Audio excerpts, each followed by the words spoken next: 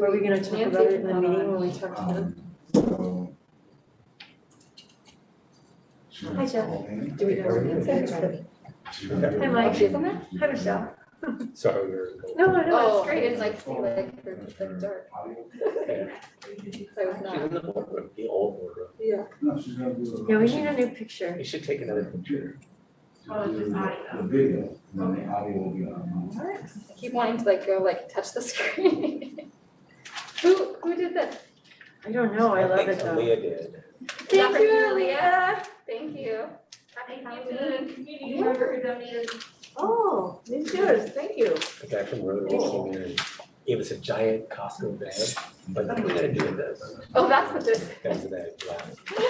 That was very clever out there. I could bring that on my thing. That's not good. Why is that nothing over here? I shouldn't eat that. Doesn't matter. It's a plain line. It's fine. It's a lot. I never eat that shit. Well, it took me, it was like eat one or two on the plane right there. Okay. Give one or two. It's good to have emergency Your stuff. mom- If there's Your a, mom, if there's that's a kid, like if there's a mom kid by you, Yeah. like, Even an told offer, you. Emergency. one. It doesn't count if it's an emergency. Right. Emergency. So were we, like, should we start with the presentation or are we still waiting for So we're, the? is our person, So Angela was having some technical difficulties, I just called her. Okay, She's logging in with her computer for the visual. She's gonna call into the the Zoom webinar okay, to be able to do the audio. okay, so we're ready to go. okay, so we can probably start then, because it'll be a few minutes till we need her on, yeah? Okay, interpreters, do you want to make your announcement? Yes. Thank you for being here. Good evening, my colleague Monica and I will be the interpreters for this meeting. I will also repeat this introduction in Spanish. The Zoom interpretation feature will be used in the Zoom meeting for English and Spanish support. All participants on this call must select their language of preference by clicking the language when the host turns on the interpretation feature. This is found in the world icon located on your feature panel. Interpretation for this meeting will be conducted simultaneously. Thank you for your attention and collaboration. Buenas noches, mi colega Mónica y yo somos los intérpretes asignados para esta junta. Se utilizará la función de interpretación de Zoom para soporte en inglés y español. Todos los participantes de esta llamada deben seleccionar su idioma de preferencia haciendo clic en el idioma correspondiente cuando el anfitrión active la función de interpretación. Dicha función se encuentra en el panel de herramientas en el icono del globo terráqueo. El modo de interpretación para esta reunión será el simultáneo. Gracias por su atención y colaboración. Thank you. I call this meeting to order at 6:02. I see all board members present, with Nancy joining us virtually.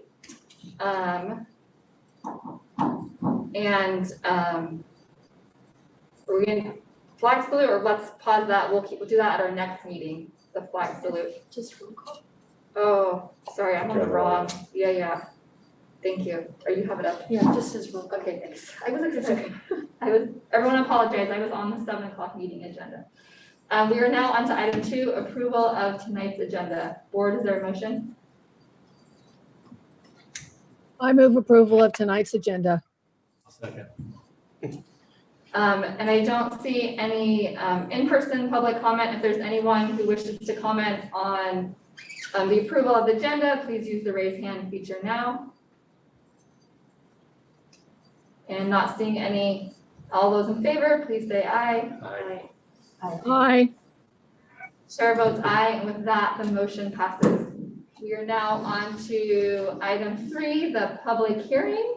And it's 3A, the public hearing input on draft trustee area and boundary maps.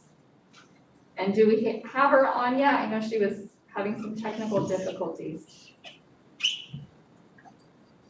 I'm not seeing her yet.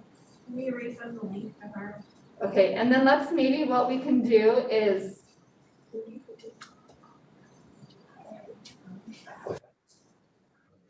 Yeah, of course. Why don't you read the description? I remember showing us. And then do the public comment. okay, I'm going to read the little blurb for us. Board members are currently elected in at-large elections where each member is elected by voters throughout the district.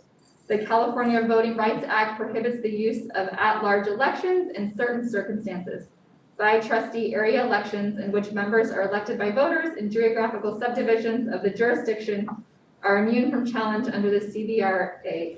At its meeting held on September 2nd, the board adopted a resolution indicating its intent to transition from at-large to by trustee area elections. At the same meeting, the board held its first pre-map public hearing as part of the process to adopt a trustee area boundary map in order to transition from at-large to by trustee area elections. The board held its second public hearing on September 16th, 2021, and at the same meeting received a presentation from its demographer, Cooperative Strategies, on the demographics of the district and the process for development of trustee area boundaries. Following these public hearings, the district posted the first draft trustee area boundary maps on its website. At its October 7, 2021 meeting, the board held its first public hearing regarding the draft trustee area boundary maps. After providing an opportunity for public comment, the board provided feedback to the demographer. Subsequently, the district posted revised draft trustee area boundary maps on its website. At tonight's meeting, the board will hold its second public hearing regarding the draft trustee area boundary maps.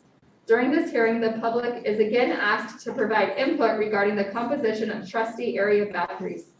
Also, during the hearing, the board will receive information regarding the draft trustee area boundary maps from Cooperative Strategies. The board may then provide direction regarding the revised draft maps. The law requires the board hold 3 public hearings prior to the approval of any boundary maps. The board will hold its third and final public hearing on December 9th. And then there's additional information about the process and the maps in the link provided in the agenda.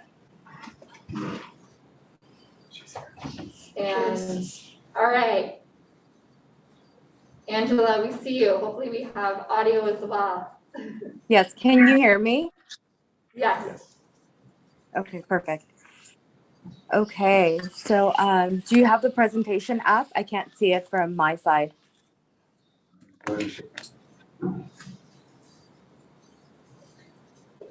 Hey, Susan's sharing it. Now it's up. Thank you. Cool. Okay, so hello, board members, and I really do apologize for not being there in person. I wish I could be there to assist with this matter. So just we're going to do another little quick recap of where we're at, the district demographics, and then we'll jump into like the meat of the things is just looking at the scenarios and hopefully trying to finalize something to where we can kind of at least select 2 of the most preferred maps and then kind of move towards finalizing those and hopefully adopting those next month.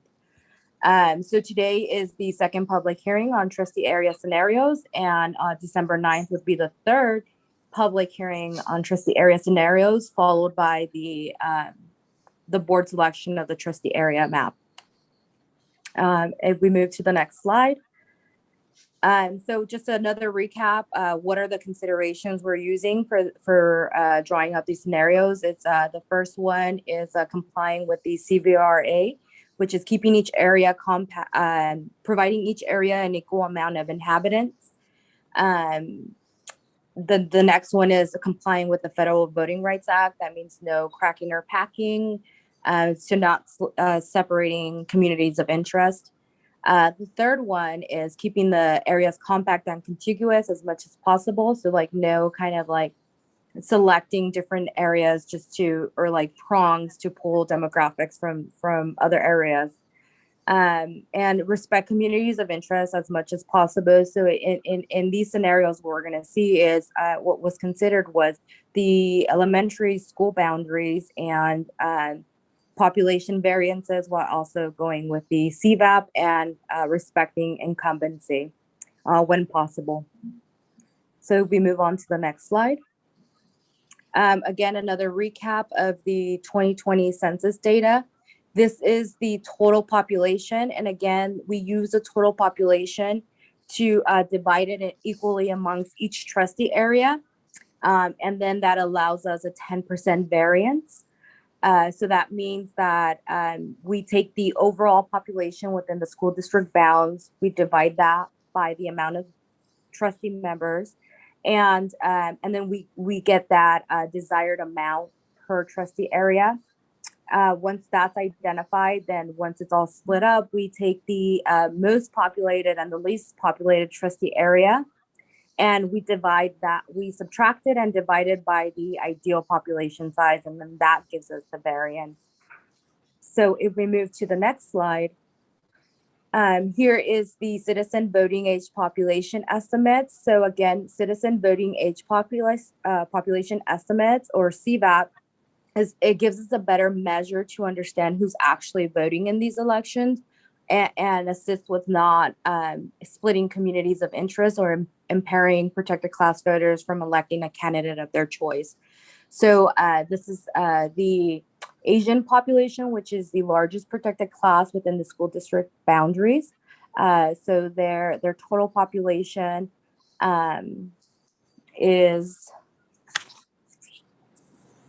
give me 1 second, that's supposed to be that. So the total population is 15,534 for their voting estimates. So that's actually people who are eligible to vote. And then the total population number for the Asian community is 46,904. If we move to the next slide, here we provide the CVAP of the Hispanic Latino community, which is the second largest protected class voters in the school district boundaries. They only encompass 17.52% of the overall district. So it was almost impossible to provide a majority minority protected class section for each trustee area for this particular demographic. If we move on to the next slide. So here we kind of go over the scenarios. So here is the first scenario where we went over, let me bring that up. So here was the feedback that we received. It was keeping elementary school boundaries together. So it's like so you have trustee area 1 where you have the Cherry Chase and Cumberland area all compact in one area. Trustee area number 1 in yellow, and trustee area number 2 in the lime is Vargas. Trustee area number 3, which is the coral or pink, it's Ellis and parts of Bishop. Because of the demographics, we had to pull some population from the Bishop boundary. And trustee area number 4 in blue is the Bishop Lakewood area. And trustee area number 5, the purple one, is the San Miguel Fairwood boundary area. So the southern part of Bishop has the most population density. So that's why in the center of the map, you can see why it was split up between 4 different trustee areas. So if we look at the data on the next slide, so this particular scenario, we can see at the top, the total population is 96,550. But the ideal population size is 19,310 per trustee area. So the variance for this scenario is 7.9%. And we were able to get 3 plurality districts. So meaning that although we weren't able to create a minority majority district with having a CVAP above 50%, we were able to get 3 trustee areas above 50% for a protected class. So that makes it a plurality trustee area where they're represented for more than 50%. So if we look at trustee area number 1, we have a 46.4% in total population. Trustee area 2, again, I'm talking about the Asian community. Trustee area number 2, we identified a 50.6%. Trustee area number 3 is a 53.8%. Trustee area number 4 is 51.2%, and trustee area number 5 is 41.6%. So for the next scenario, so here are considerations for, sorry.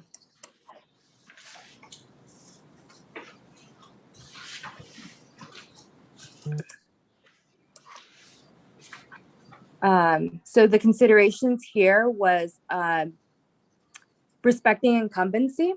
So in this scenario, we did not keep all the trustee areas within the boundaries of school districts. This was just a scenario to depict incumbency because the variances are so low, we're able to do that in these scenarios. So you can see the parts of Cherry Chase and parts of Cumberland and Ellis district have have one trustee in there. Trustee area number 2 in the Lime has parts of Vargas, Cumberland, and Ellis. Trustee area number 3, which is the Coral, that one has parts of Vargas and Bishop and small parts of Ellis as well.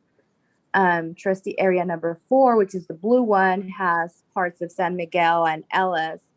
And trustee area number 5 has Lakewood and Fairview with parts of Bishop.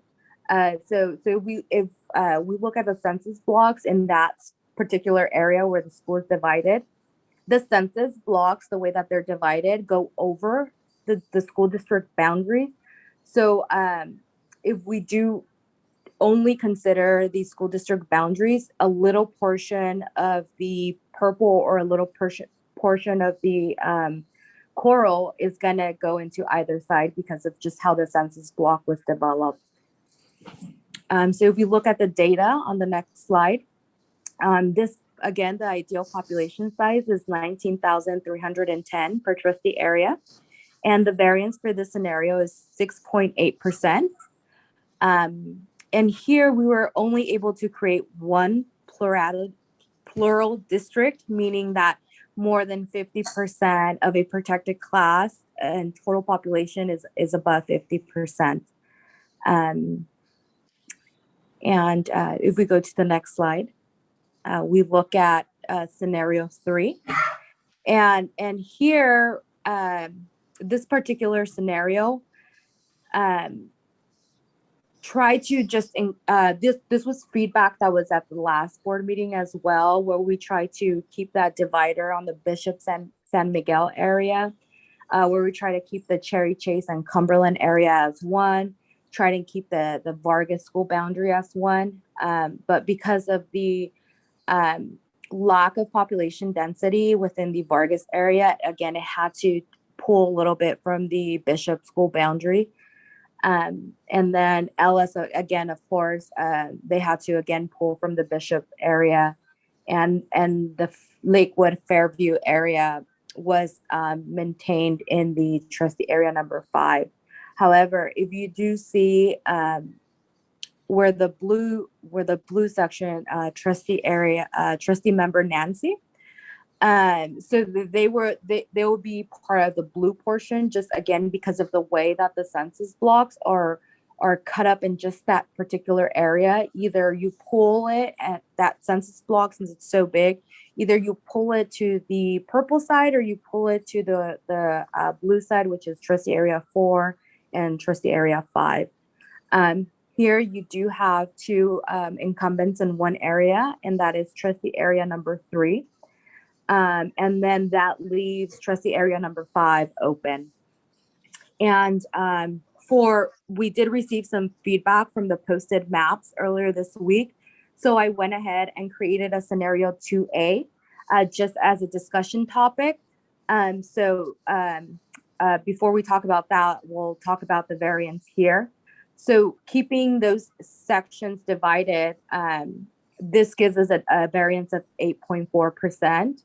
And we're only able to accomplish 2 plural districts for the population, the Asian protected class voters, and the total population there is above 50%. Trustee area number 2 is 51%, and trustee area number 3 is 54.2%. So it's well below the 10% threshold that's allowable. So it's a little high, but it's definitely it's good to go. And then if we move to scenario 2A, here the feedback was moving that census block portion we were talking about on the area of the northern side of Bishop where it connects to the Lakewood school boundary. So it was asked, the consideration was to move some of those census blocks down to align with the school district boundary. And so in doing so, this area here, again, we have two different incumbents in trustee area number 3. And then leaving trustee area number 5 vacant. If we look at the data on the following page, this too has a variance of 8.4%. However, this only provides a one plural district where the protected class population is above 50%, again, for the Asian population, in trustee area number 4 being 54.9%. So I know that's a lot of numbers. So if you want to go back and review something, then we could definitely do that. Or I can answer questions or take more feedback or considerations. All right, thank you, Angela. Is there any clarifying questions we have for Angela before we do the hearing? So this is my comment time, but if there's any, just like, Leaving the new map here, so we can see the 2A. yeah, can you get closer? Remember to get closer. Is your mic on? Okay, like putting the 2A plan on the screen so we can see it because we don't have it on the paper. So the two trustees are, for the 2A, is that Nancy and Isabel? Okay, any other just like logistical questions before we open the hearing? Okay, I open the public hearing at 6:22. If there are any members of the public virtually who would like to make a comment or has a question, please use the raise hand feature now. And we'll give a little bit more time since it's a public hearing. And just so everyone knows, there's no public comment in person. All right, as a reminder, please state your name for the record and you will have 3 minutes. And you want to go ahead and start public comment, Leah, thank you. Yes, we have one hand raised so far. It's Pam Anderson. If you want to go ahead and unmute yourself. Hello, school board. This is Pam Anderson. I am a 20-plus year Sunnyvale resident, and my son did attend the Sunnyvale schools for a period of time. I do believe that the second round of maps does a much better job of trying to keep school communities contiguous or sort of grouped within districts, I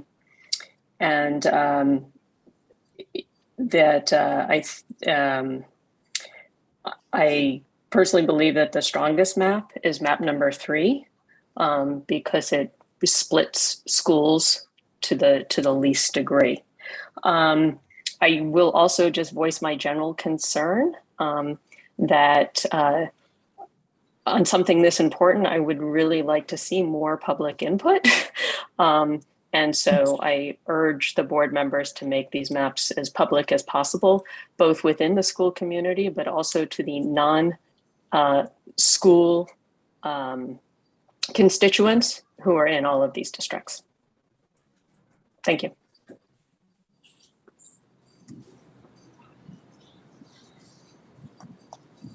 Thank you, Pam.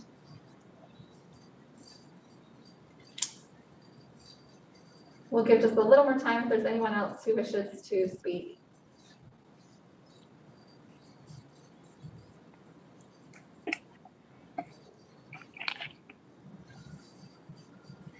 Oh, we have one more hand raised. We have Jennifer S. If you want to go ahead and unmute yourself. Hello. My question is, how are the district areas drawn up today? Like, if it's not by school, then what is it drawn by? Thank you.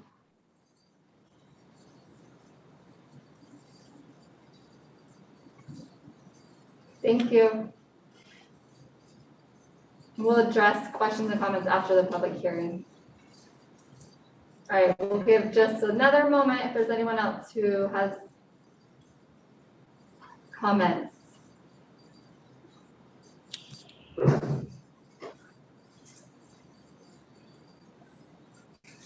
All right, last call. All right, closing the hearing at 6:25 p.m. And I think board, if you're okay, before we kind of ask questions and comments, based on some of the feedback, well, the first one, I can answer that second question, which is we are not in trustee areas right now. It is all at large. So all of us, you just have to be in the district and the entire district votes for us. So there are not specific areas right now. We are transitioning to trustee areas and creating the maps. And then staff, I'm just, if you're willing to share the ways that we have outreached for these maps, try to get them out to the public, that would be helpful. Yes, so we've been regularly distributing all the information on this, including the maps, to our broadest distribution list, which includes all the neighborhood associations, all the community service organizations, public officials, community leaders, what else, Aaliyah? Media. Oh, the media, of course, local newspapers, local media, just everyone that we can think of. We've been regularly distributing. The League of Women Voters, some of these organizations have actually posted them. The Chamber, for example, posted it on their website or one of their newsletters, as did the League of Women Voters, I want to say. I personally made a presentation at the Rotary Club. And neighborhood associations also. So we've been doing the best we can to broadcast this broadly, but I agree with Ms. Anderson that it would be nice to have more public input. I think one of the issues is that every public entity is going through the same process at the same time, so that may be a factor. And I don't know what else, but those are the avenues that we've pursued. Thank you. All right, board, questions, comments?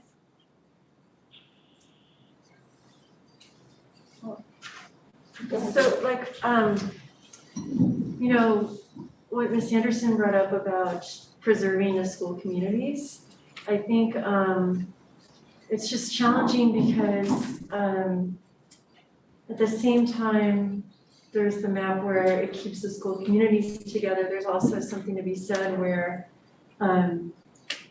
trustees would have an interest in multiple kind of spreading the trustee out so they sort of touch different schools. But like Nancy said last time, we share the middle schools for trustee areas. Everyone feeds into the middle schools, so we are part of the entire community. And then we'll have to do work as a board to preserve the idea that we still represent the district and not just one school or one or two schools. So, yeah, and so I mean, that's just something that I think we have to, I don't know that, I think as we go forward, we'll have to like talk to the public about, you know, because it doesn't seem intuitive, right? Like people think like, oh, I'm gonna vote with my school, or why is this part of my school voting for that trustee area and I'm voting for a different trustee? Why would our school have two different trustees? That's ridiculous, you know? So it's just gonna have to be part of the conversation. Whatever decision we make, we'll have to really publicize the options and the benefits of each one. I like that. That's a good reminder of after we do this, the communication, I mean, out to our full community, but also our school communities. Maybe we can go do presentations or to help them understand, yeah. And then also, yeah, the idea we want to be mindful of keeping, right, because we've all said that, I think that culture of, we for sure do not want this board to become my school, this is what I care about, this is only what I'm fighting for, right? Like, So, Which I think is part of the, I don't know, a little bit of the idea that we said before, there is a pro and a con, like if we, each of us represents one school, and then we might feel like we're fighting for the rights of our only one school. And if that school is a Title I school, I don't know how that will benefit the kids in that school. If it's never gonna be, but who knows what it's gonna be in 20, 30 years. I mean, we are not starting with that idea, but what if it's one against the other for, I don't know, something like that, that might happen in 20 years, 30 years from now, when we are not here. Well, I feel a little bit if we can have, well, and maybe in 20 years, that's not a Title I anymore, that's a richest school, who knows, anyway.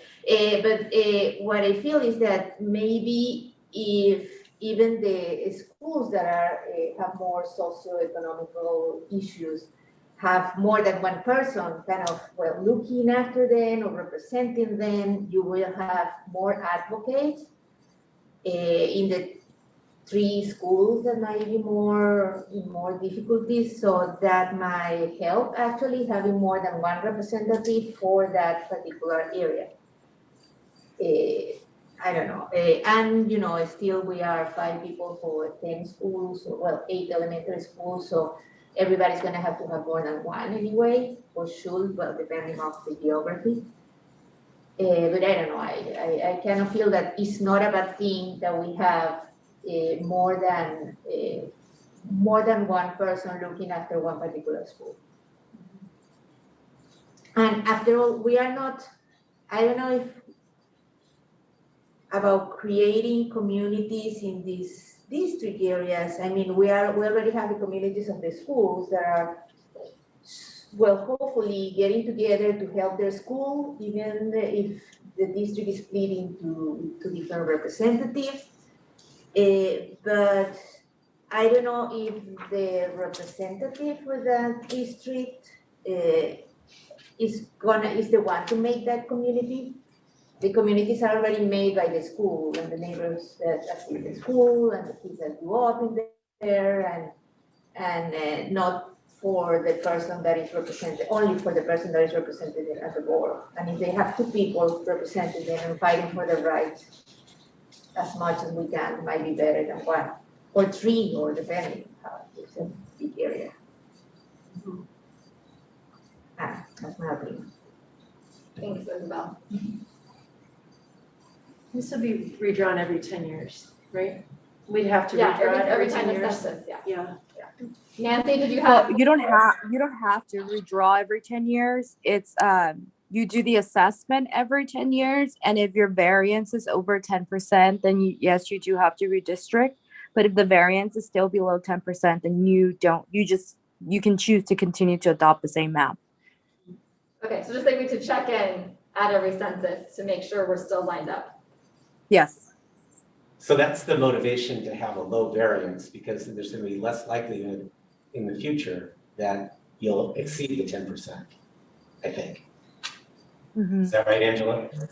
Yeah, that's usually the case. But what the pandemic Yeah. has taught us is that that's not the case now. We have, I would say, about 90% of our clients have to redistrict the census. Okay. So that could be true, it could not be true. Right. So you just really don't know. Yeah, you don't know what happens in the next 10 years. Yeah, okay, thank you.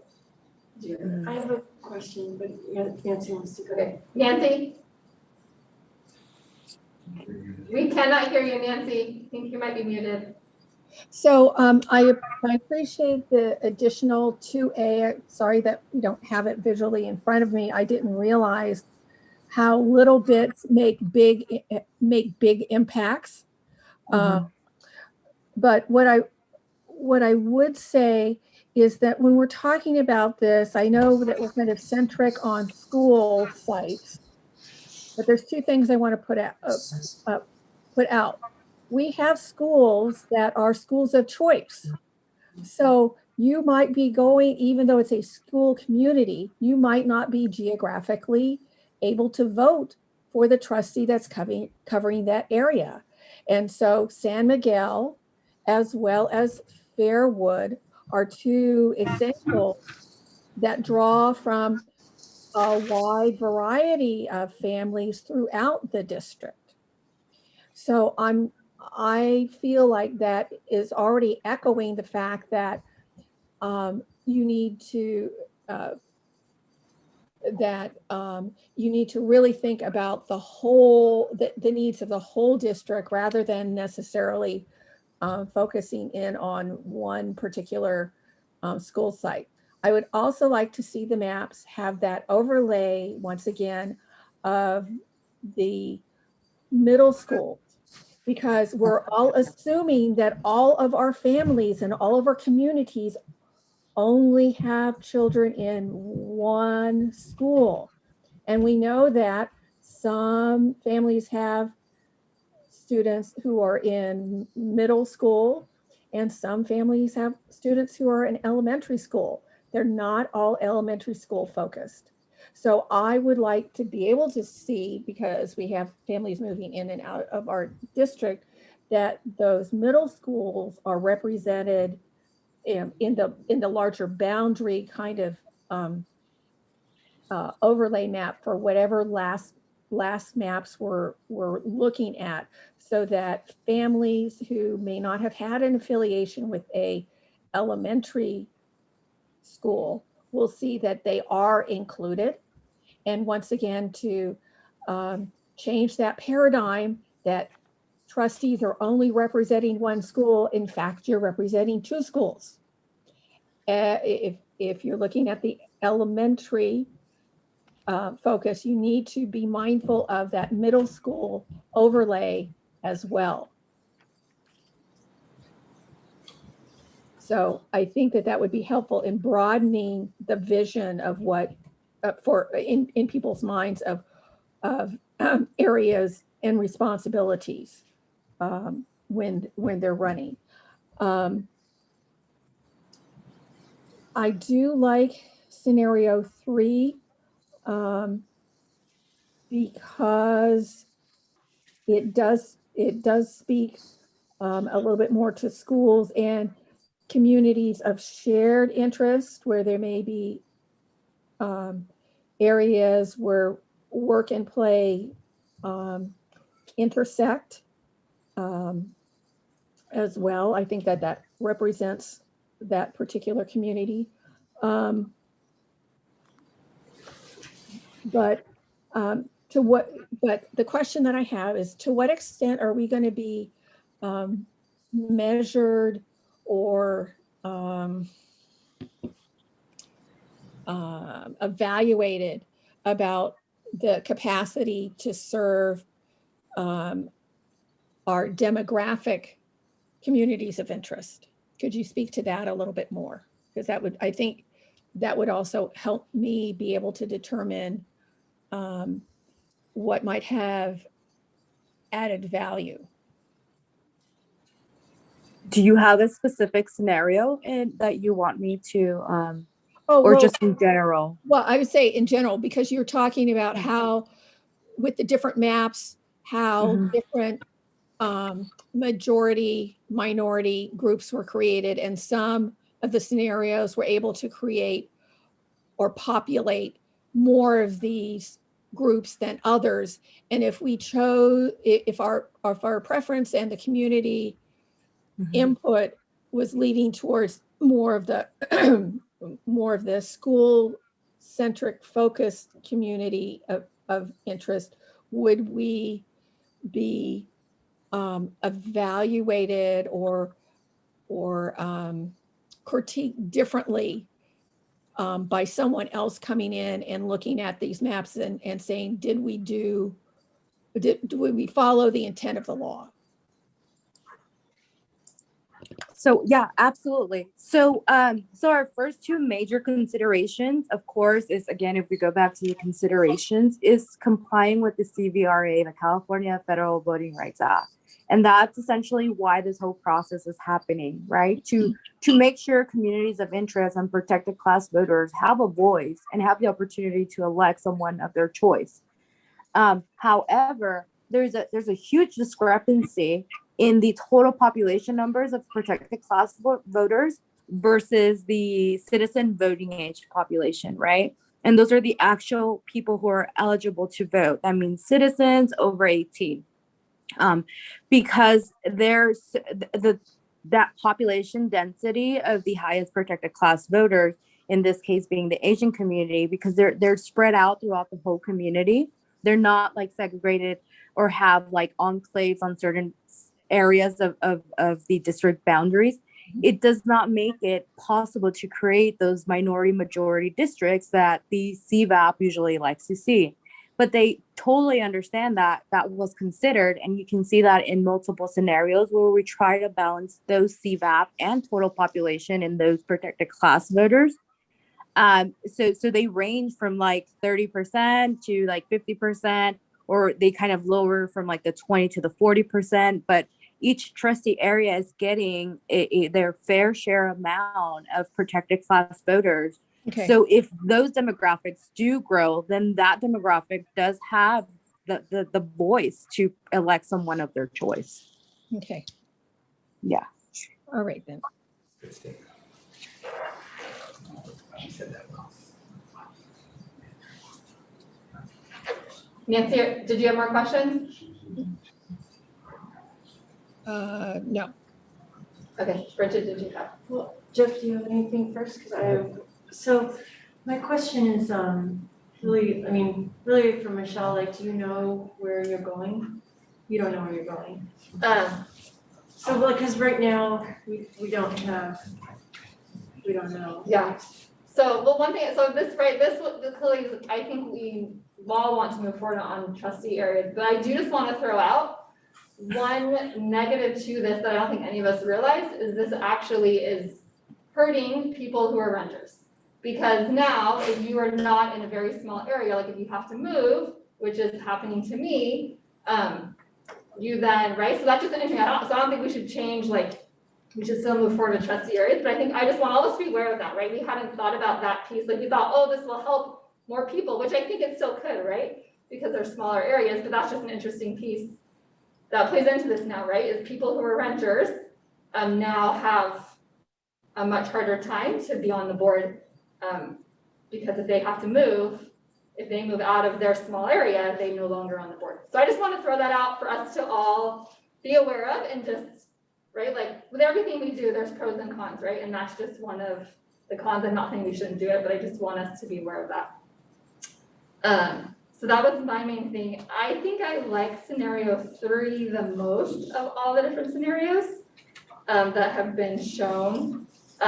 I am a fan more, like I know, like I hear Nancy and like the middle schools play a piece, and Nancy, I appreciate you keep saying that, we do need to remember that, but I also do love, I know some people want like a school to stay together, but I like the idea of them, like you want communities, right? So I really like, I think Fairwood and Lakewood, right? You want those two together, you don't want that split up, but I think mixing schools up could be helpful.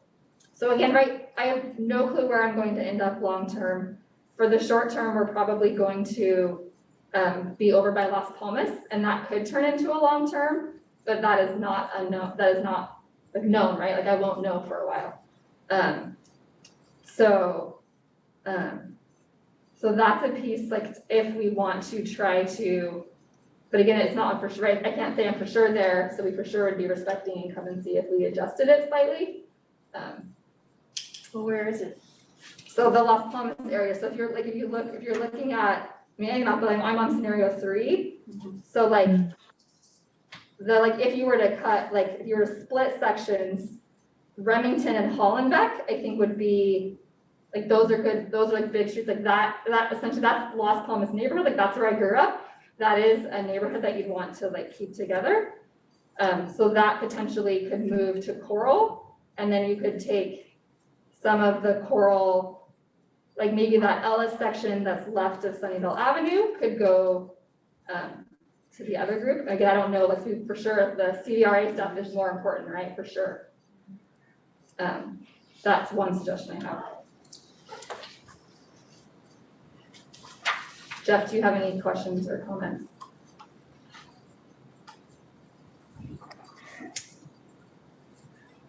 You're gonna talk, you wanna bring it closer? Yeah, I don't really have much to say. I mean, I'm just taking this all in still and looking at the numbers compared to, Is your mic on? yeah, it's- We'll just bring it like all the way to the edge. Thank you. I don't really have much to say. I'm just taking in all the numbers and just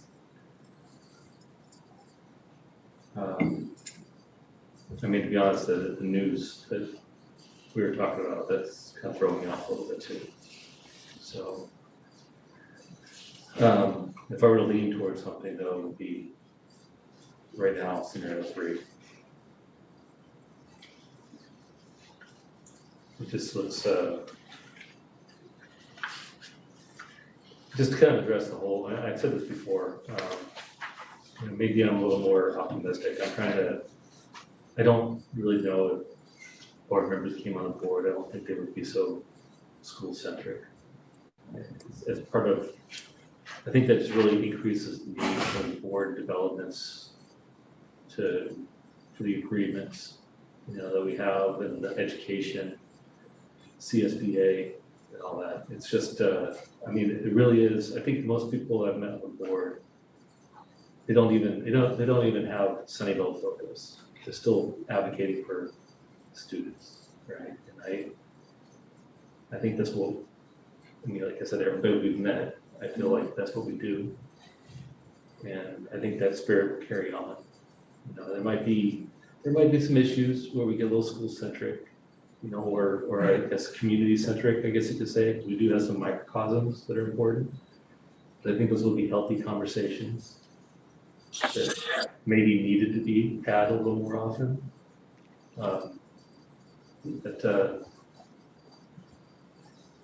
Yeah, other than that, I think we have a lot more conversations to go still and before we make, you know, decisions, obviously. We're not making decisions tonight.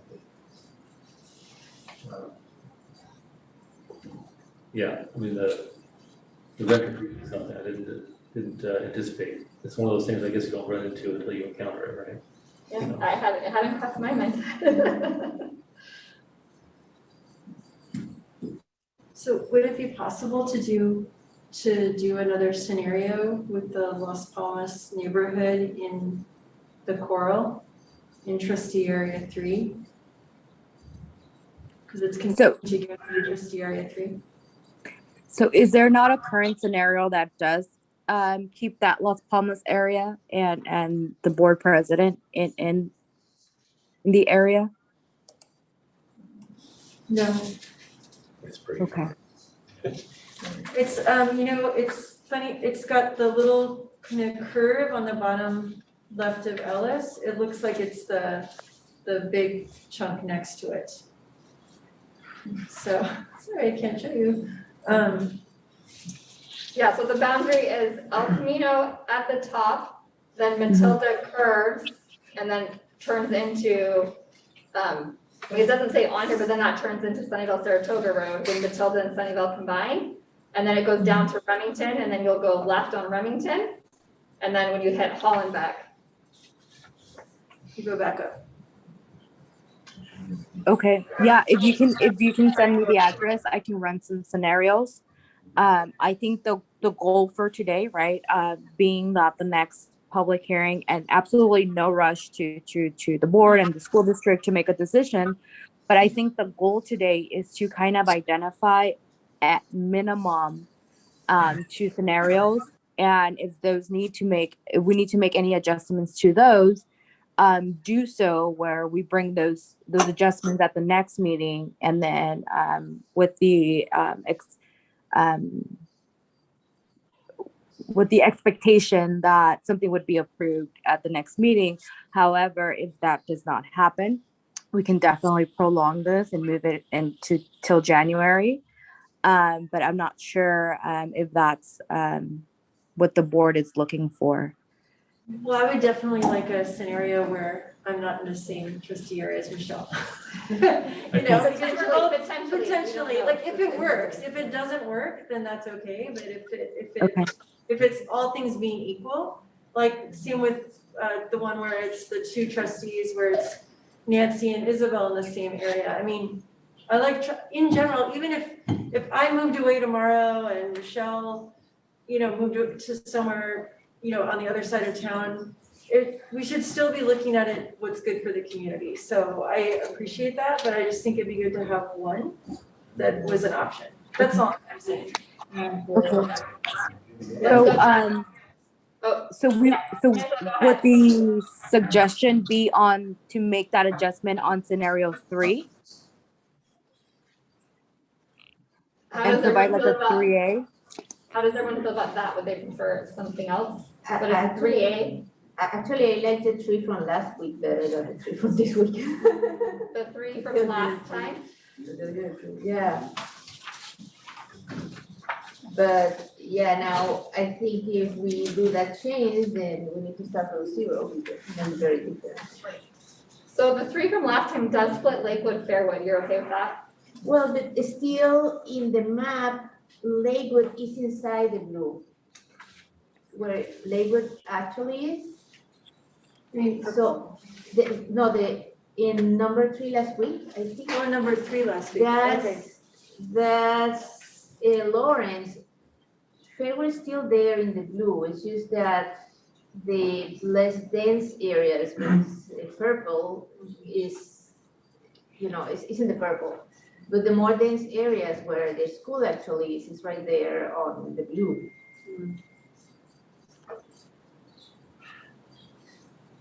But yeah, isn't that? But I was counting with this idea. In this one, Vargas are 2 people, Bishop have 4 people, the one that has the most. Oh no, sorry, Ellis has 1, 2, 3, 4 districts. Bishop has 1, 2, 3 districts. Cumberland has 2. Well, San Miguel has 1, and Fairwood, but then Lakewood has 2 people. I mean, I don't know, looking at a little bit of the numbers of how many people represents one district. So scenario 3 and One scenario school. 3? Yeah? So like scenario 3 and scenario 3, do you like?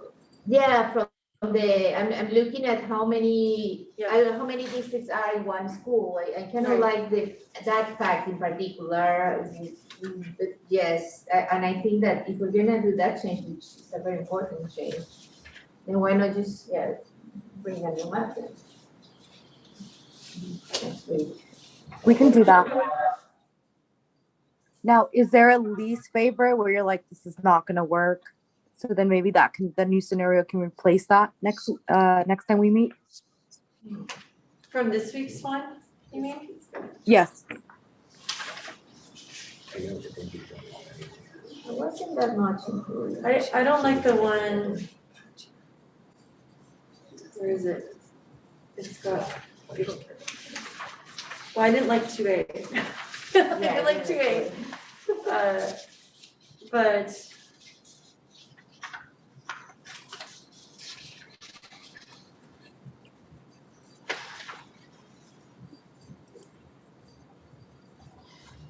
Well, Nancy, you said before that you preferred being on the, on one side of 101 versus the other, right? So would you rule out scenario 2 from this week?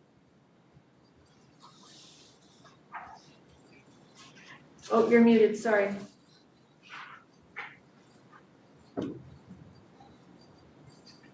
I think,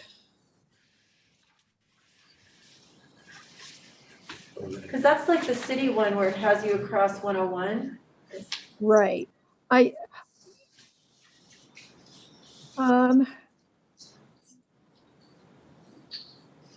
So I think, I actually think scenario 2 has more problems to it than scenario 1.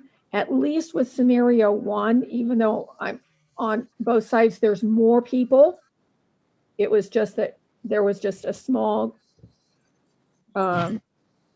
scenario 2 is just a small amount of people who are in that other group.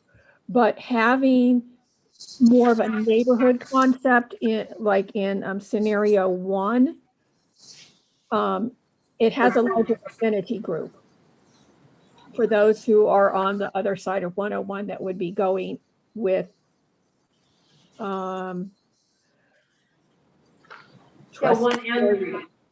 Like 1 and 3 from this week are both like that, because it's more of a neighborhood feel, right? Yes. Yeah. The rear one has more of a neighborhood feel to it. From a non-school centric perspective. Mm-hmm. I have to say, I agree, I don't like the little reach out to capture a board member. The pinky. Are you talking about the regular The two, mixed not the use. 2A? Right. And I was gonna say, I would be agreeable to extending the timeline, considering some of the new information we just recently got, to consider more maps. Although I believe we're reaching out to the community, but again, to just make sure they're reaching out to the community. Also in future maps, you can just go ahead and remove my name off of those. That should not even be a consideration. And I think we all agree with that, right? We're all fine not having Jeff's star on Well, there. I'm not fine As with awful as it Jeff. sounds, No. But I said that loud, I was like, oh. I shouldn't have said that. But you are the one who said it first. Yes, I agree. We can absolutely do that. However, the county committee, when we do submit the adopted map, they're going to require that information. So that's why we just go ahead and do it. Okay, but I'm Yeah. not being considered in this at all, correct? But you don't want to be. Scenario 2. Other than as a voter of Sunnyvale. I'm She not didn't being want to, yeah, so his star should not be considered as you're drawing in any of the maps or looking at stuff. Right. Right. Even though he is a very important person. Angela, can you go back to the timeline? I seem to remember that Mr. Tunick believed that we had to get this done in December. I hope that's not true, but we need to get to the county process. You know what? I do apologize for that if I misspoke on extending the timeline. So yeah, absolutely. We would have to double check with William Tunick to double check that that's possible.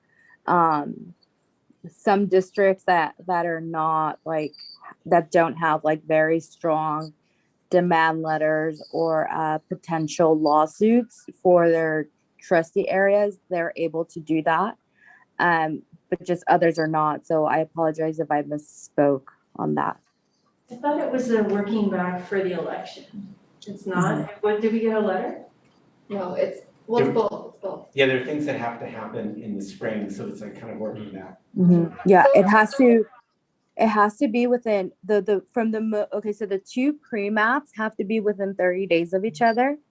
And the public hearings, the actual scenarios have to happen within 45 days of each other. Wait, all of the public hearings, from the first to the last? No, the first 2, which are the pre-maps, those are within 30 days of each other. No, but I mean, for the first regular public hearings, like the October 7th, our last hearing has to be 45 days from that. Right. And then and if it doesn't, if you and here again, hypothetically, William should be the better one to answer this question. But if we do extend the timeline, then that voids your October 7th meeting, and then you would start the clock on the November 4th. So there's going to have to be a special meeting at the end of December by the look of this, or early January. So board, if we could meet all of our timelines for getting it approved from the county, so it will be ready to go before election stuff. If that could all still happen and we did final approval at our first January meeting, do we like that idea of doing a hearing in December and then the final decision, the first meeting in January? If the timeline if that works or not. Do we like that idea? Otherwise, We have to decide. Well, we decided otherwise, if we don't decide it, it won't go to this election and that might create a lot of problems. That's the issue. You need a rush in it. I'm not waiting 6 months until you find it out. Oh, yeah. Well, I mean, we can finalize in December, right? So the question is, if our timeline works, do we all like that idea of having our final decision? That first meeting in January. Nancy? So if it requires an additional meeting either in December or in January, I'm okay with that because I want to be able to continue to engage the public. But if we need to make a decision, even if it's on a cold map that we haven't seen, though hopefully there's enough timeline between now and that meeting that at least the maps could be given to us ahead of time, that would be fine. And published out ahead of the December 9th meeting. I realize that there's holidays times in there. That would be what we need to do. Okay. So we can. investigate yeah. that. And Angela, did you say that you wanted 2 maps or at least 2 maps? Minimum, the requirement is minimum 2. Okay. Yeah, so so I guess going back to scenario 1, and maybe that's why it's preferred, it's because it's a slight variation of last week's scenario 3 based on board feedback. And so if you can see, trustee area number 1 for scenario 1 keeps the Cherry Chase and Cumberland area together, and then you kind of start having that Ella, so I can see why that was chosen. So yeah, scenario 1 and 3 is what I have so far, with the addition of the third one with the consideration of the move for the board member. Okay. That's it. And I would actually, if everyone's okay, I would say let's move forward to scenario 1 and scenario 3, but do like a 1A and a 3A that does, because in scenario 1, you could also do a similar thing where you pull in that same spot into coral and then you take a little bit of the coral into the yellow. Wait, I thought that Isabel liked 3 from last week. So 1 from this week is a revision of 3 from last week. And so Isabel saying that she prefers the 3 from last week instead of 1. So maybe it's, I am okay with either one, but I would be okay with saying, let's go back to like the 3 from last week and the 3 from this week, and then do a revision on each, like you're saying. The 3 from last week, I don't think you could do that revision. No, wait, Really? I don't have. oh, it's way in there. Yeah, okay, I see what you're saying. So I'm okay with doing a 1 and a 1A and a 3 and a 3A with consideration of the geography related to Michelle's move. Because because that isn't reflected, that current reality isn't reflected in what we're seeing right now.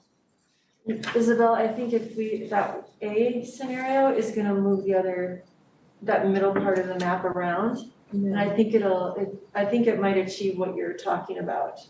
Because those pieces are gonna move in the middle if that moves over. Yeah, once you take that big chunk of Cumberland and Ellis out, everything will change. Mhm.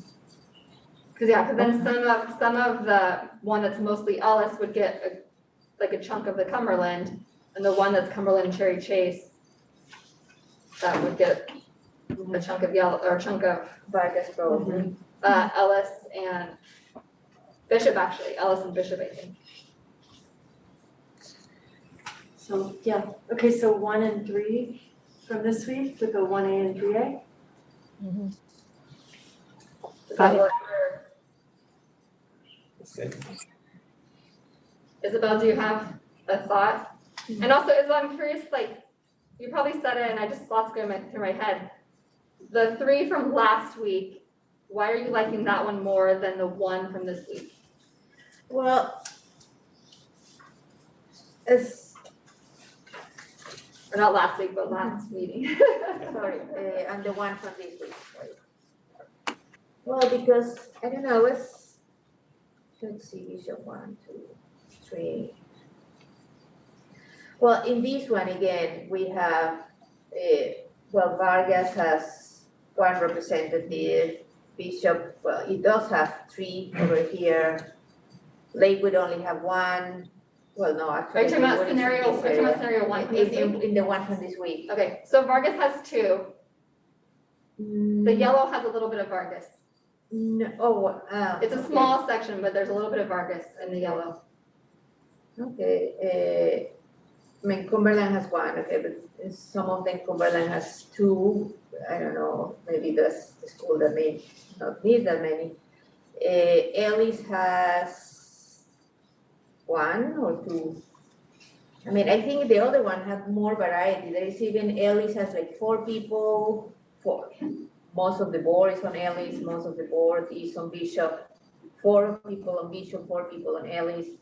And most of them, except for Fairwood and Cherry Chest that are in a very difficult geographic position, have more than 2 people. Yeah. So Okay. that's, I like that about Yeah. that over here doesn't. Yeah, so it sounds like with what you're wanting, the 1A would actually accomplish a lot of what you're saying. Because it would give, Pieces would move. yeah, like people would take more of different schools with it. Yes, So it actually exactly, would and become everybody what you will like. have 2 or 3 schools Yeah. and Yeah, it will be more dynamic to yeah, okay, advocate for more than one. yeah. Okay, so everyone's good with this. This week's 1 and 3 with a 1A and a 3A. Correct. Okay. Angela, do you need anything else from us?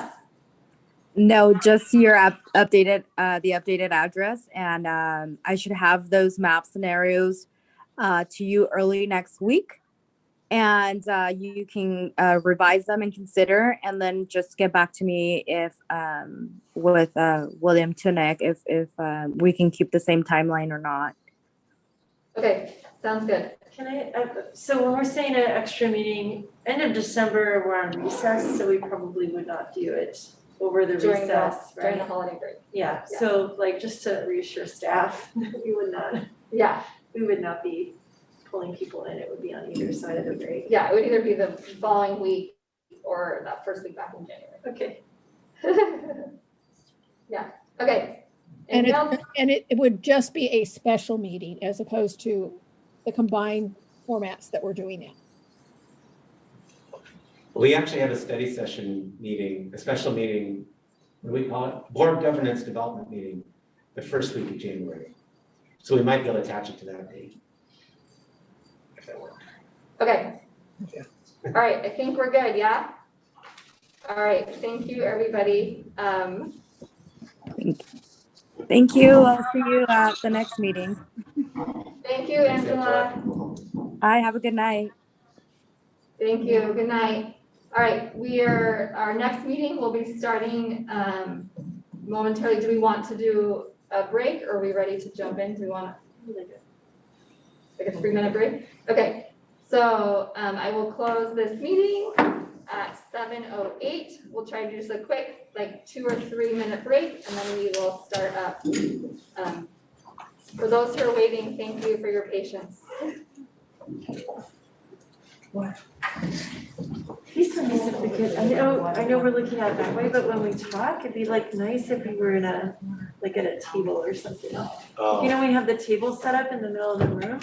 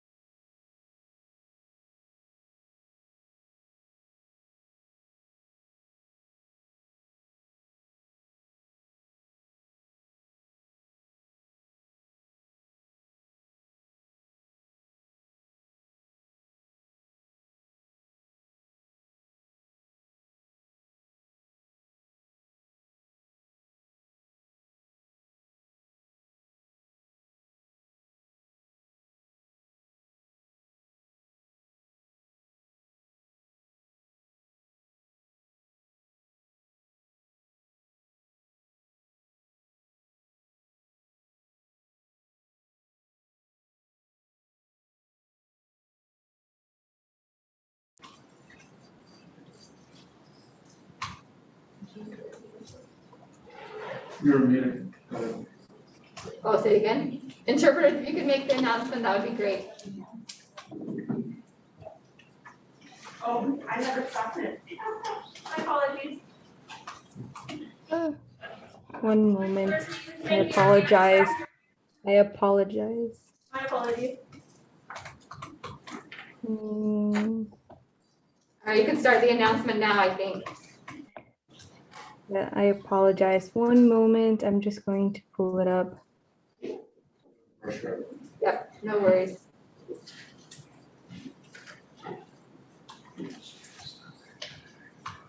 Okay. Good evening. My colleague Monica and I will be interpreters for this meeting. I will also repeat this introduction in Spanish. The Zoom interpretation feature will be used in this Zoom meeting for English and Spanish support. All participants on this call must select their language of preference by clicking the language when the host turns on the interpretation feature. This is found in the world icon located on your feature panel. Interpretation for this meeting will be conducted simultaneously. Thank you for your attention and collaboration. Buenas noches, mi colega Mónica y yo somos los intérpretes asignados para esta junta. Se utilizará la función de interpretación de Zoom para soporte en inglés y español. Todos los participantes de esta llamada deben seleccionar su idioma de preferencia, haciendo clic en el idioma correspondiente cuando el anfitrión active la función de interpretación. Dicha función se encuentra en el panel de herramientas, en el icono del globo terráqueo. El modo de interpretación se hará reunión para el simultáneo. Gracias por su atención y colaboración. Thank you. I call this meeting to order at 7:13. I see all board members present, with Nancy joining remotely. If everyone could please stand and join with me in the Pledge of Allegiance. I pledge allegiance to the flag of the United States of America and to the republic for which it stands, one nation, under God, indivisible, with liberty and justice for all.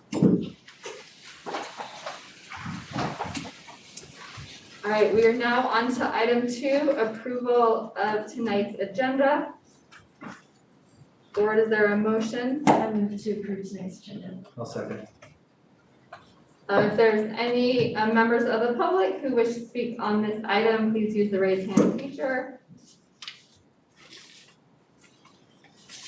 And not seeing any, board, any questions, comments? All those in favor, please say aye. Aye. Chair votes aye, and with that, the motion passes. We are now on to comments from the board and superintendent. And we'll start with Nancy and then go down the line. Good evening. I have been engaged in several different activities during the past 2 weeks, but I wanted to remark that I am enjoying participating in the California Latino School Boards Association Unity Conference. It was yesterday, today, and tomorrow. And I'm having a lot of fun and a lot of reflective, good information that's coming from that. So I appreciate that opportunity to attend. Thank you. So this last week was the Santa Clara School Board Association dinner, and we had a very interesting presentation from one ex-representative. It was very illuminating to see how the state does compared to the whole nation and compared to the world. So that was very nice. Oh, I know it's tricky since you're looking this way, just bring it in a little closer. So that's, that's give us a lot of reasons to keep advocating and to try to keep fighting for our kids and our students. It was, sad in a way, but very inspiring. Like there is so much to be done. Then other than the other was the challenge team meeting with the city and see about how the city is doing in many ways. We had, well, other bunch of meetings, but what it was really interesting also this week was the summit of the Latino boards associations, also a lot of interesting numbers, a lot of data, new research about how to embrace and how to improve in so many issues that we talk every week. Things that other people are doing, what is working around the state, what are the new great ideas that people is playing with and how they are giving results. We had today one very interesting researcher that she was talking about the importance of data and the scientific method. Like a lot of time we bring great ideas that sound like this is amazing, but then if you don't have the data of how did it work after 1 year or 2 years, so maybe it looked great, but it wasn't very well implemented. So she was, giving us a lot of information about data and how important was it. And I thought it was very illuminating, and I shared with you guys some of the documents they were giving, like the idea of community schools, which is a little bit different of what the community schools we were doing for San Miguel, as you mentioned, the prize that we got. It is very interesting, and I think it aligns a lot with what we're doing. So it is, that was great. And, sometimes it's a little bit, well, everybody has their own things to do, and sometimes it's a little bit like, well, we have all this great information and not 5 people can go, but it's difficult for us to share with each other because of the Brown Act. Like we cannot even, how we can share like what we learned and what are the perspectives from the broader state and from other states and cases from Delaware that they brought this morning, that I think we could all get inspired. And you go all the time to these things and about the state and all the things that are happening out there. But then it's like, how can you actually tell us and everybody about all these great things if you can be stepping on the Brown Act? This is the only way that we can talk about that. So I don't know, like maybe a better way to share that information with everybody so we can all learn and improve on that.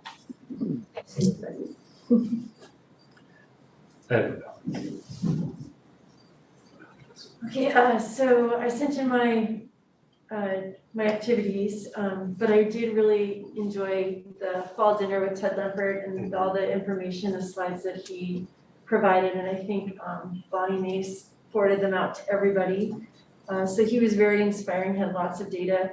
And then also I really enjoyed the teacher appreciation event down at downtown.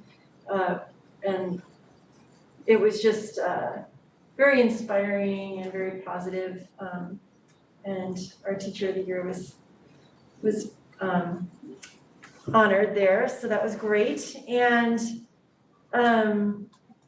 I did want to mention one thing from the SCCSBA meeting last week, where one thing Dr. Dewan told us to share with the public was that most, other than Kaiser and Palo Alto Medical Foundation, PAMF, most pediatricians in the South Bay have elected not to carry the COVID-19 vaccine for youth.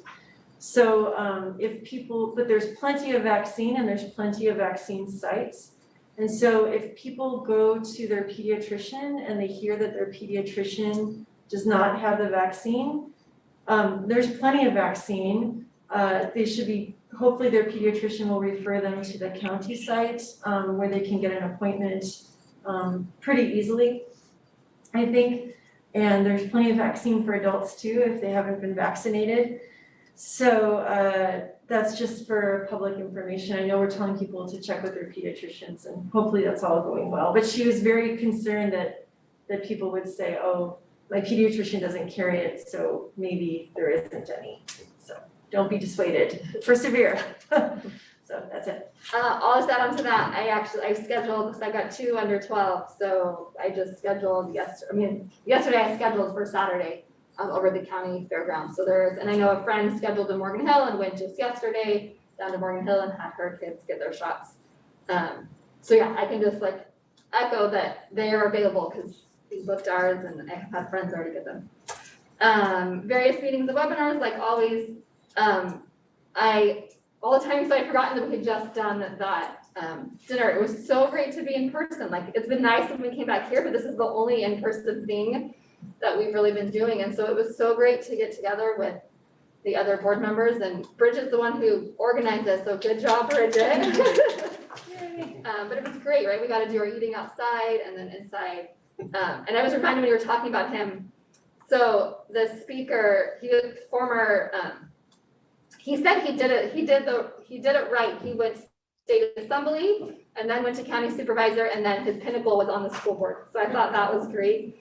But then he also said all of the the groups who lobby the best and have the most influence have 2-word slogans. And so he said, like, our slogan should be pro-kid. And I have totally taken that. I'm like telling all my friends, I'm like, my agenda is pro-kid. Like, that's where I stand. I am a pro-kid.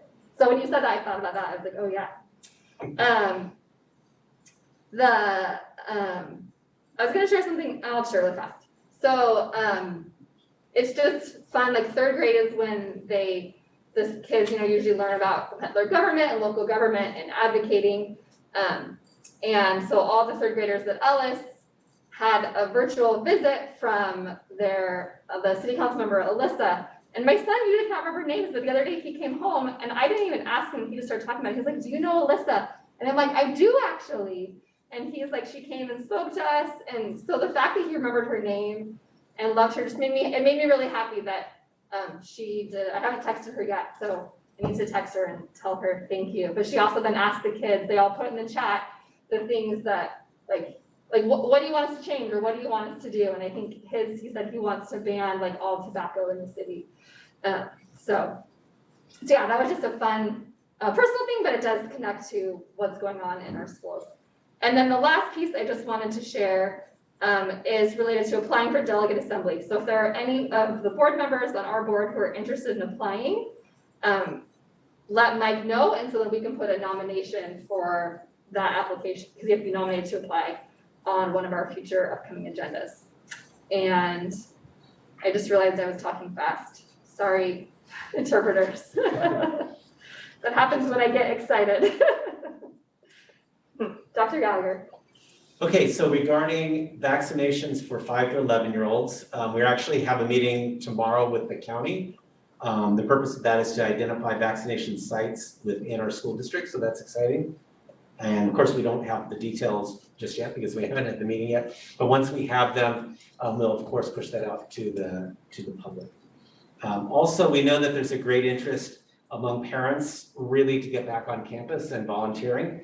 And so we have a team that is working on the protocols that will be necessary to allow that to happen. Kind of my sense is, well, first of all, I'd like to do that as soon as is reasonably possible. But then there's also a part of me that would like to have vaccines roll out, like clear at least perhaps Thanksgiving, and to see what the impact of that is on spread, hopefully minimal to none. So we may be looking at January, although if it could be December, it'll be December. But I think it's more likely to be January before we really start taking the next steps. And what we're thinking in terms of is parent-led groups after school. Although we have also started at one school to have parents work in classrooms, but really outside of the classrooms. So we're looking at all those things, and like I said, we're putting together a team to move in that direction. We want to do it sensibly, but we also realize it's actually a really, really important part of our educational program to have parents involved in classrooms. And then the other piece on that is that we've gotten a lot of feedback from both teachers and parents, is just the idea of we're really looking forward to being able to have parents go to the classroom of their child. Seems like a small thing, but what we've learned is that's a huge part of communication between parents and teachers. It's just those informal conversations, and they're not happening as much. So we realize that there's a cost to the safety, and so we're trying to measure it, be careful, be prudent, but also move through this pandemic at the correct pace. So we're aware of those things, and we're working on them. Then the last thing I'll say is, I think many of you know that yesterday I was at UC Davis as part of the Superintendent's Executive Leadership Forum.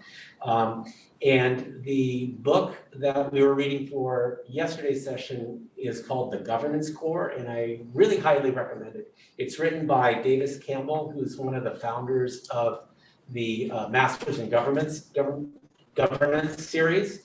And he has, we may talk about just like maybe pull chapters out of it to share, because I think it's really applicable, really to all the conversations we've been having.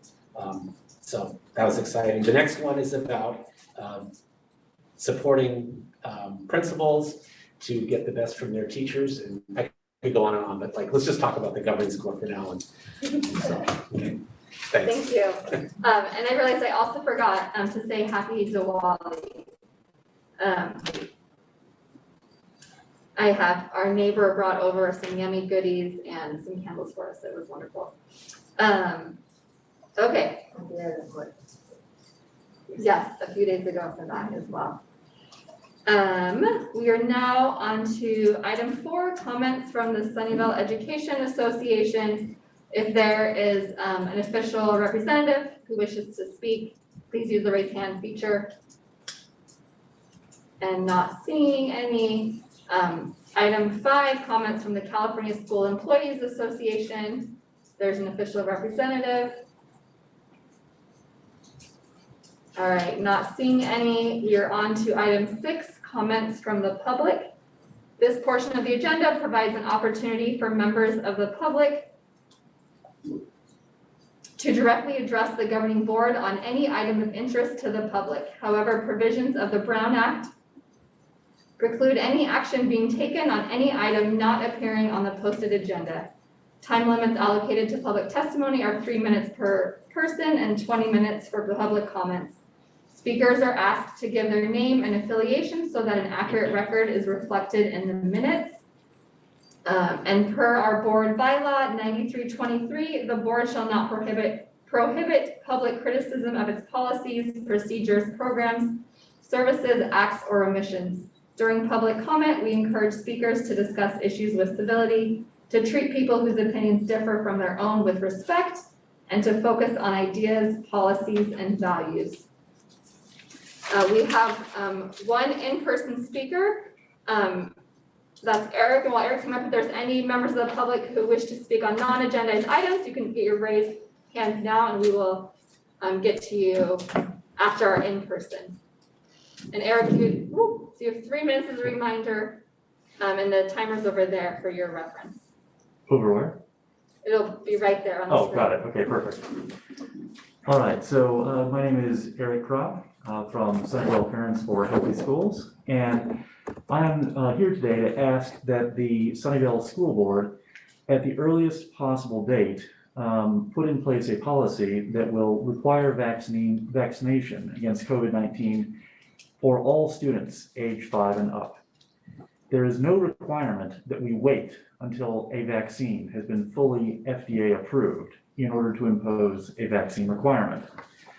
Currently, the Pfizer vaccine is FDA approved for ages 16 and above and available under the emergency use authorization for ages 5 through 15. But Oakland Unified, Berkeley Unified, and LA Unified have already announced policies requiring vaccination for all students age 12 and above.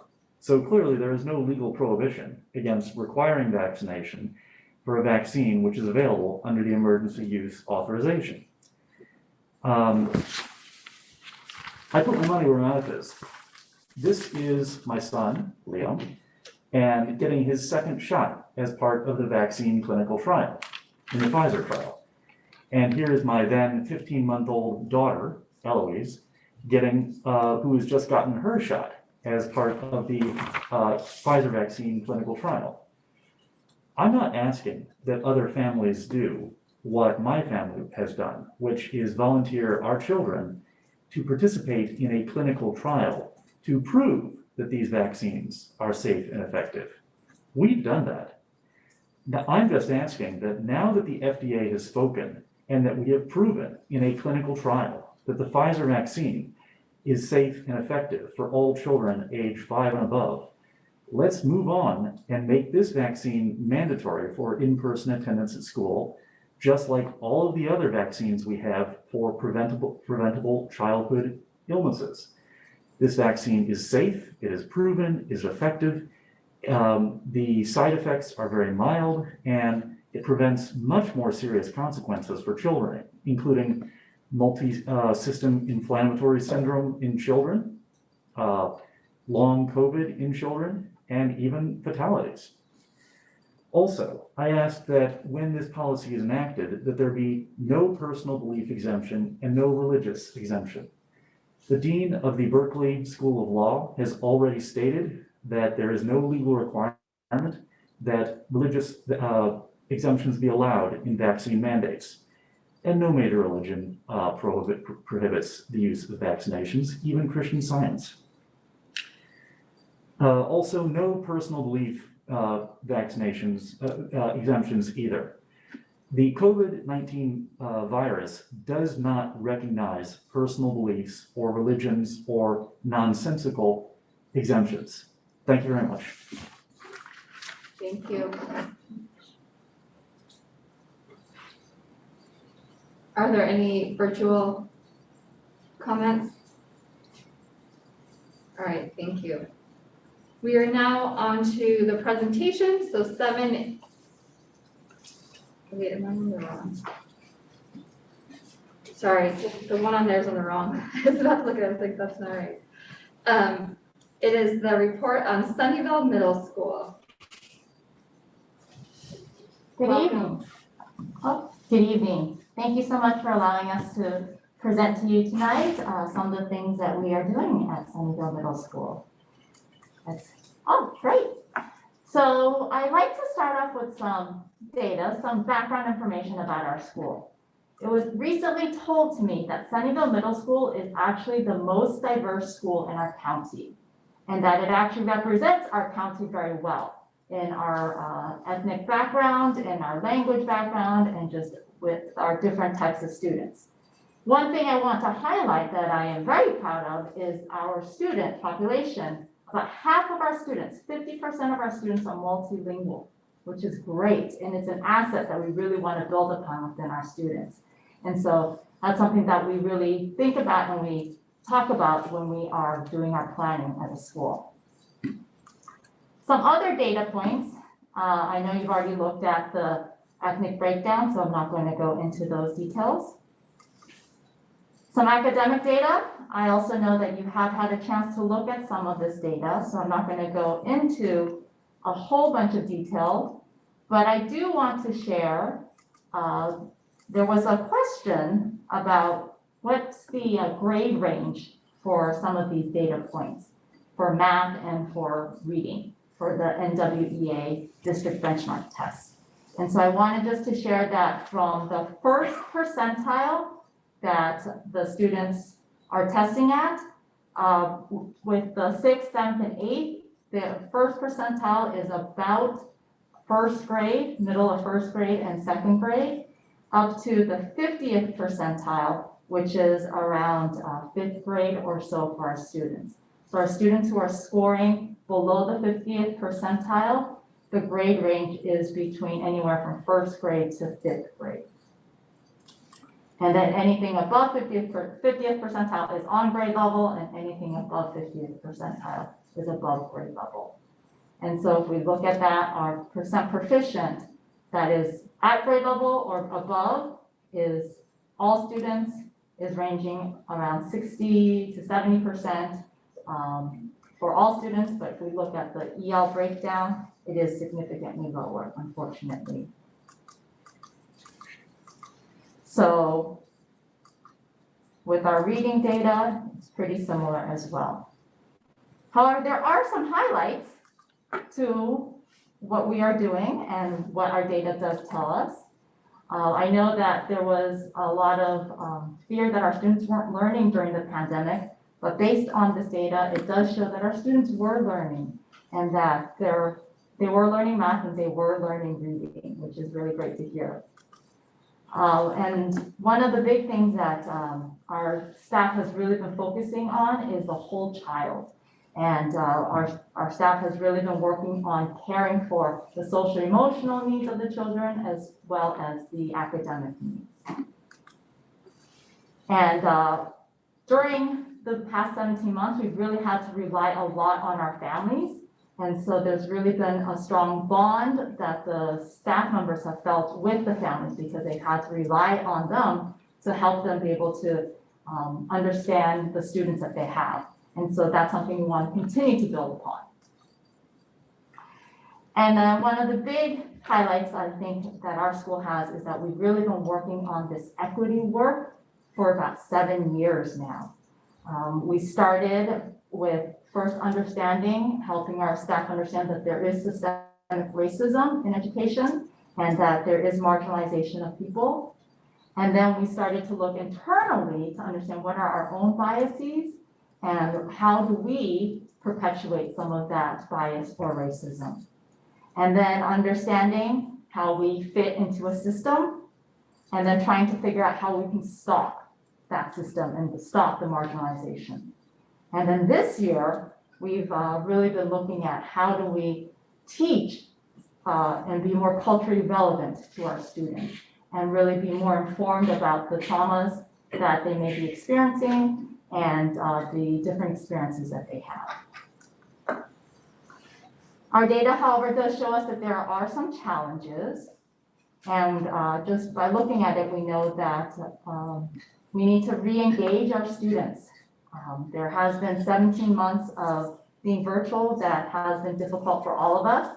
And so we do know we do need to be able to re-engage our students.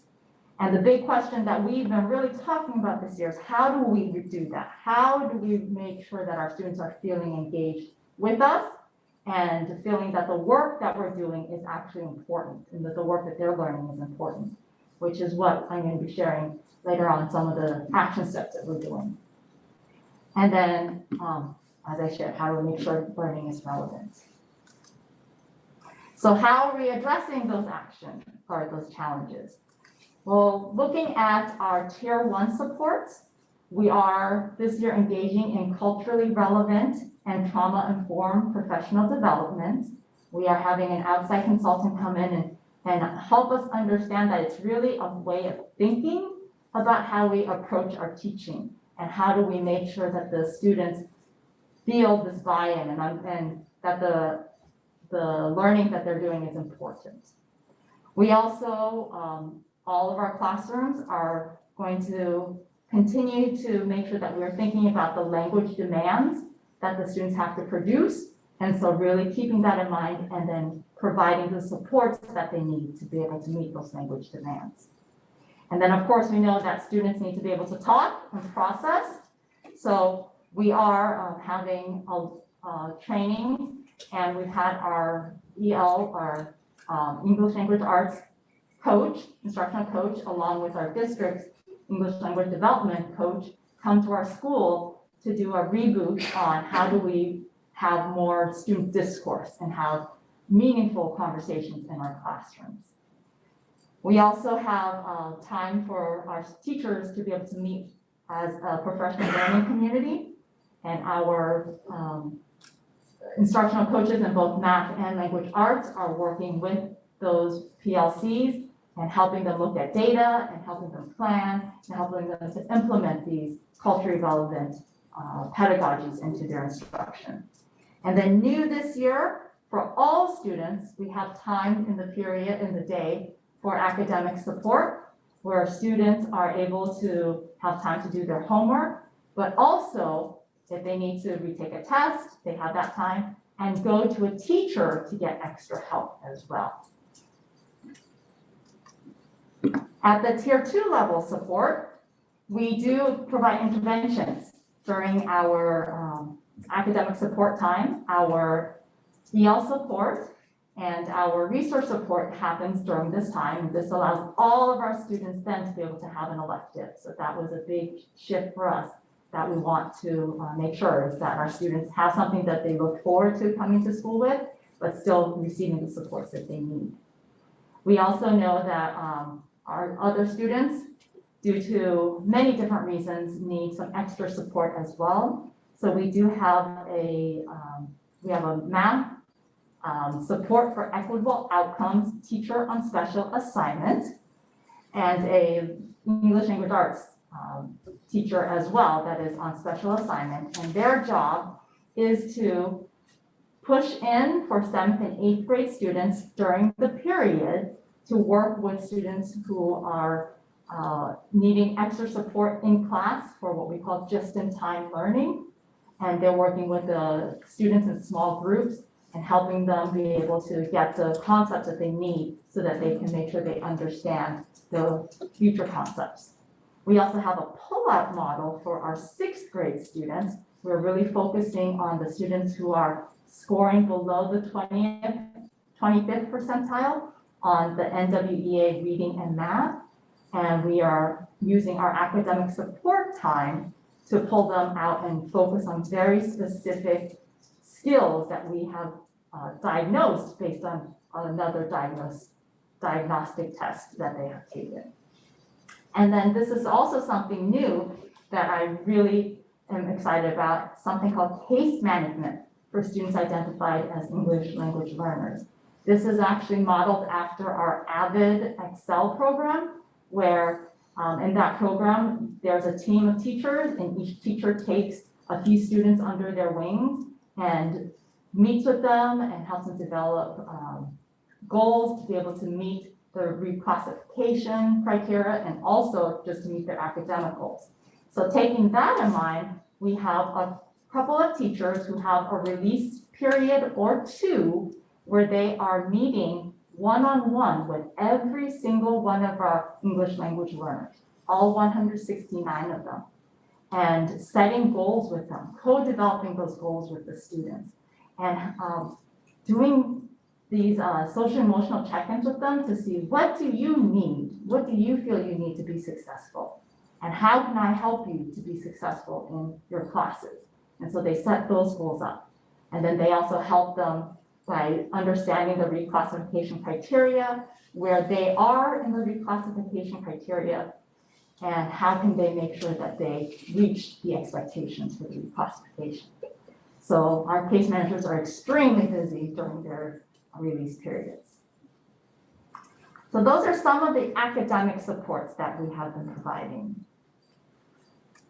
We also know that for looking at the whole child, it's more than just academics. We also have to look at their social emotional.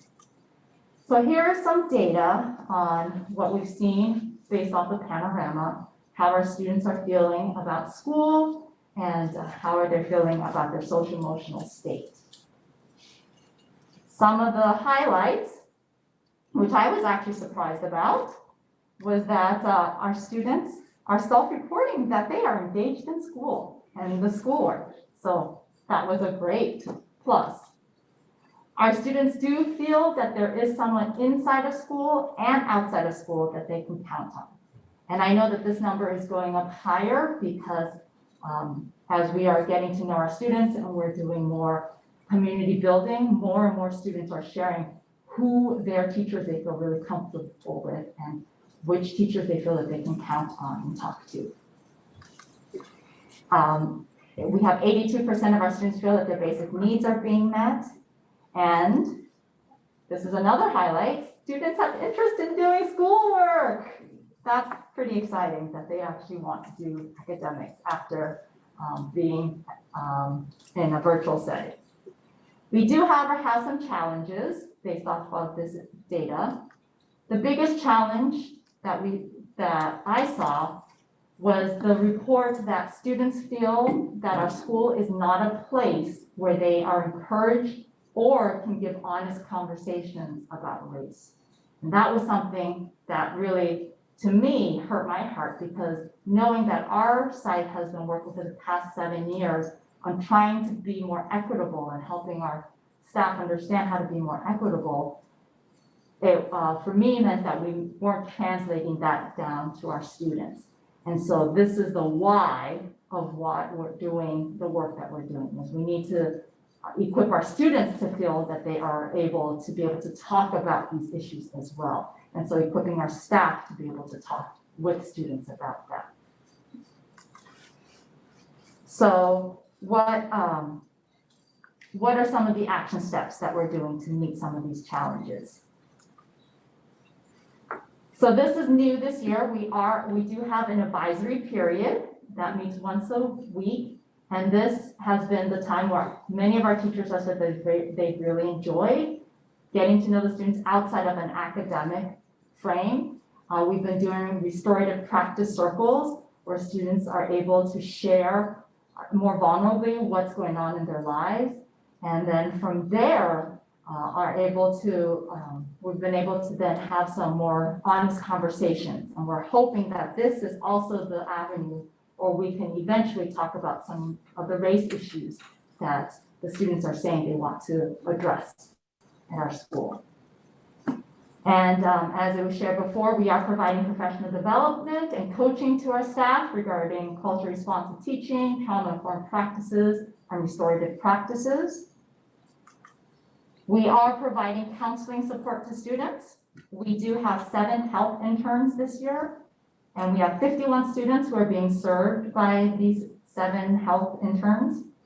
We, unfortunately, due to space, don't have the ability to be able to serve every single student that would like counseling services. So we do have about 20 students on the wait list that we still would like to serve. And we are seeing that from student self-reports and from staff reports, and also just from our health interns, that there is an uptick in anxiety from students. And so that is something that our staff is aware of and we're trying to work on. And we are also seeing that there are more students who are reporting they're struggling with mental health issues and concerns. Which, I mean, it's hard to hear that, but on one hand, it is nice to know that our students feel comfortable enough to let us know that they need these supports. And then another thing that we are doing this year to help with our students to feel that they have a voice to be able to talk about race, and also to feel that they have a voice to make change, is we have a new elective called Social Movements in US.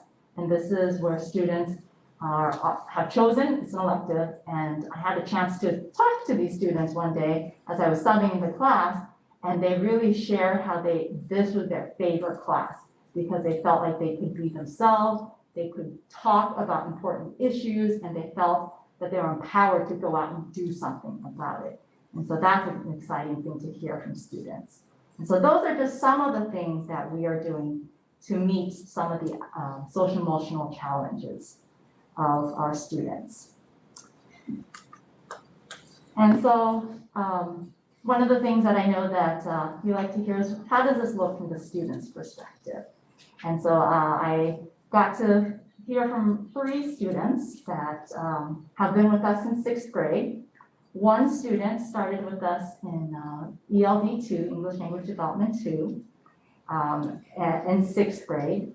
And then in 7th grade, he was able to exit out of English Language Development 2 and self-selected to want to join our AVID Excel program, which is part of the AVID program, but it accelerates our students' English language development.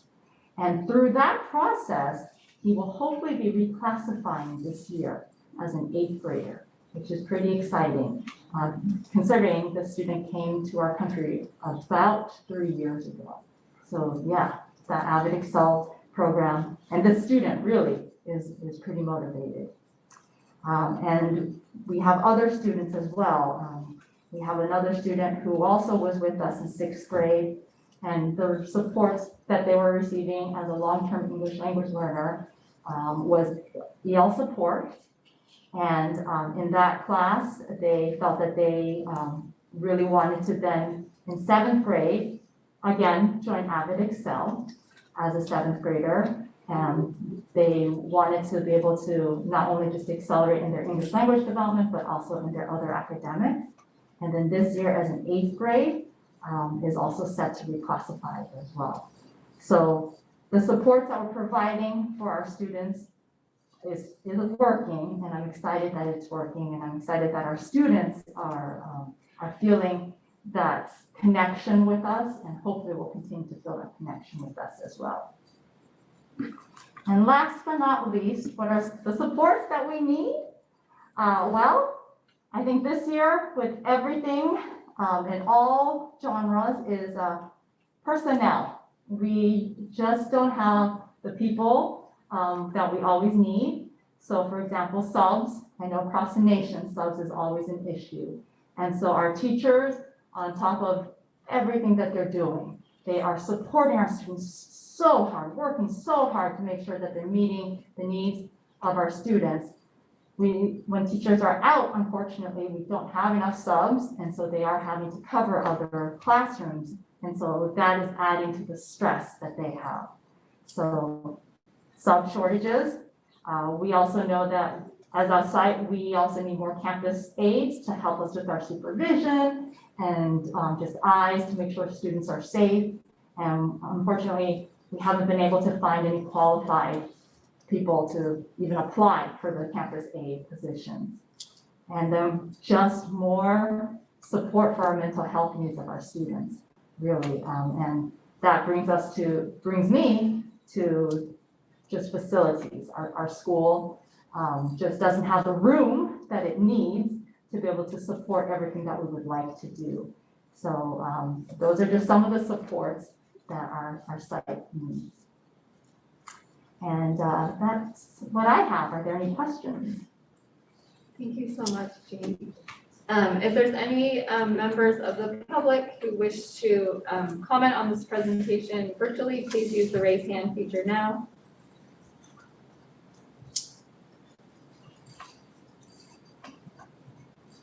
Are you seeing any? All right, thank you. Board, any questions or comments?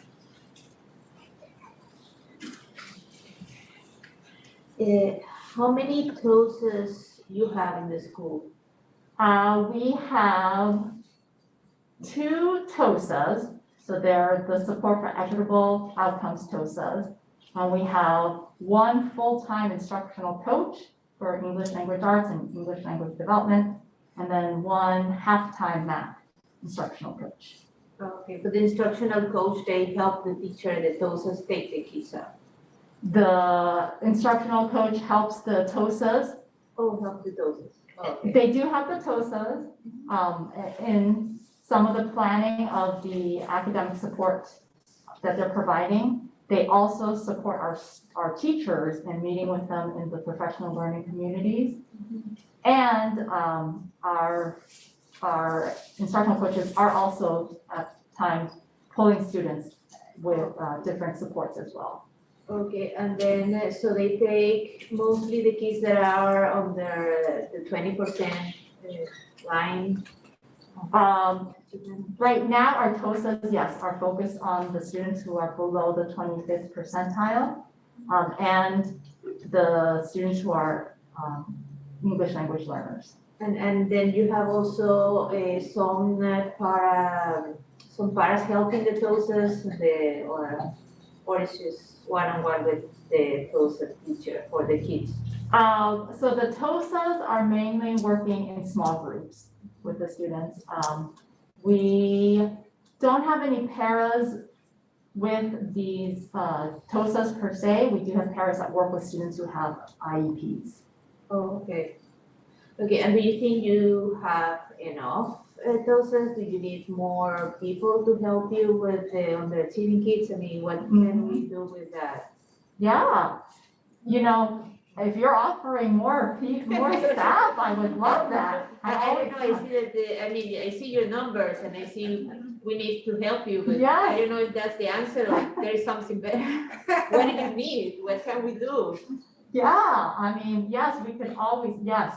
Our TOSAs are definitely seeing that if there were more of them, we could move our help to maybe the 40th percentile and below, or the 30th percentile below. Yeah. And you feel that the time they have with the students is helping them move forward and getting out of that underachieving gap? That's a good question. We just started our first round of support, so we haven't had a chance to do any post-diagnostic to see where the students are moving yet.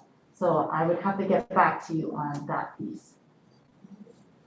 Yeah, so I think that it'll be interesting, right, we have more at all the different schools doing that, right? So it'll be interesting if we get farther in the year, for not just your school, but all the schools, right? To kind of look and see like, are they making the difference we want them to? And if they're not, like what changes do we need to make, like what, like, so we'll be exciting to kind of see like what it's at and what we can do.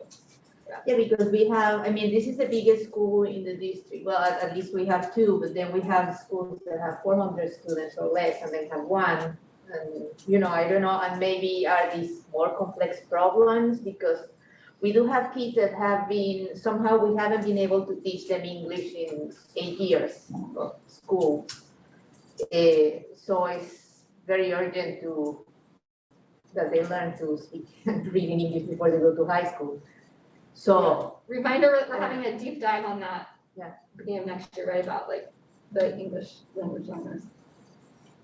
I had a Bridget, question. yeah. Yeah. Okay, so I had a question, so are you saying that the TOSAs work with the students who are below the 25th percentile? So anyone who's like 25th to 50th, and 50th percentile, you said is like on grade level. So anyone who's like substantially below grade level, but not far, far below, like, so you said the first percentile through 25th, that was like through first grade through second, you said 50th is 5th grade, but then 50th is grade level. I got a little confused with the percentile versus like what the score means. So if you could just kind of clarify for me, like what the 25th percentile means, maybe as a grade level marker. And then I'm also kind of trying to understand, like, for everyone else, if that's the teacher's responsibility. Or and then the TOSAs work with the grade level teams and give them feedback and strategies to work with the children who are kind of in that low, but not very far below grade level. Is that? Kind of, and more. So, yeah, so let me clarify.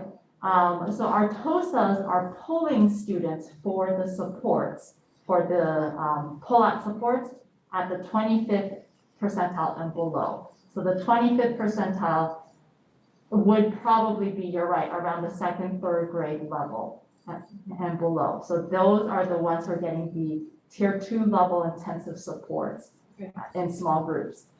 They are also pushing into the classroom and providing what we would call tier 1 supports then for any student that is struggling with a particular concept that the teacher is teaching and has identified needs extra help and support. And they are doing that through small group models. And those we call just-in-time supports. So it's whatever they're learning in that unit, they will help them with those concepts. And that could be anybody from the 25th to the even 60th if they need that support in the classroom. And then our TOSAs are, yes, they have to partner with the teachers closely to be able to make sure that they are supporting the students. But our instructional coaches are really the ones who are coaching our teachers and working with the professional learning communities to help them with looking at the data and how do I plan our lessons and how do I meet the needs of our students based on the data that we are seeing. And I'm willing to totally do a deep dive on this later, but I'm really excited about that actually. But I'm wondering, like, if you could just tell me a little more about the case managers and how, so you're saying that they meet with the students one-on-one, and there's 167 of them or whatever, over 100, and they are meeting with them one-on-one to establish goals and explain the reclassification process. But then, like, as case managers, like, are they ever looping back with the teacher, or is then the student communicating with the teacher? So, like, how does that work? Like, what is, like, is a case manager really just trying to case manage them through the reclassification process? That's their role, or? It's a little bit of both. The case management, so we are trying to figure this piece out a little bit more. But what they've been doing is they've been coaching the students or case managing the students to actually be successful in any of the classes that the student deems they need extra support in. And then the idea is that they will be meeting with them on a more regular basis to help them meet this goal. And so, okay, but what are the action steps you need to take then to help you reach the goal that you want? And there is communication to the teachers of some of the goals that the students are meeting or are setting, and that they're meeting with the students. So like, would you say they would just meet with them once a term, like once a trimester? If there's two teachers meeting just a Yeah. couple periods? That's a good question. So they've met with all of the students now once, and now they're starting their second round. So yeah, it's probably about once a trimester, we might be able to get potentially 4 in a year. Okay, and then very last question, how many newcomers do you have right now? Like how many of the when you say like the English learners, how many of them are in like ELD 1 or 2 right now-ish? Like, is it like one class or each, or is it like a combo class or like? So we have 2 classes. We have a ELD 1 for very, very beginners, and then our ELD 2, which have obviously a bit more skill set. So between the 2 classes, I would say probably about 40 maybe, probably a little less than 40. Yeah. And those are newcomers. Yeah, thank you. Nancy or Jeff, any questions or comments?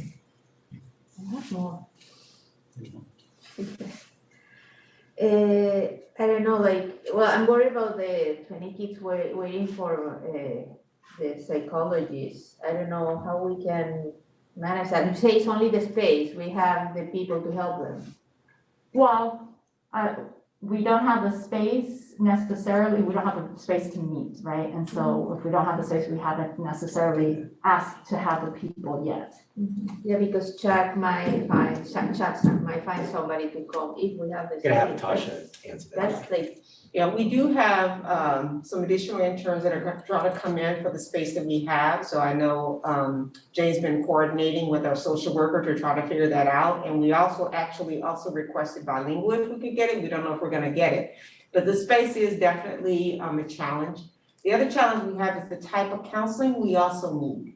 Because we need some, we don't just need counseling for students, we need some case management in some areas. And so we have to find the right fit. And finding that fit has been a challenge, but we will get some additional support to support the counseling. And then in addition to that, we've been looking if there's some regrouping we can do for some students who maybe have graduated and don't need one-to-one, and maybe be able to do small group counseling. And then if that doesn't work, some students we may be pushing out to CHAC and other agencies if students need more intensive support. So those are kind of things that they're going through now to see if they can fill in more students, but space is definitely a challenge. and that will be after school, if they are intense case and you are like thinking about picking them up, taking them to check, and then. Sometimes it's after school, but sometimes because of our relationship with a few agencies, they're able to schedule that, those sessions to be inside school. It just depends on the student and their schedule, to be very honest.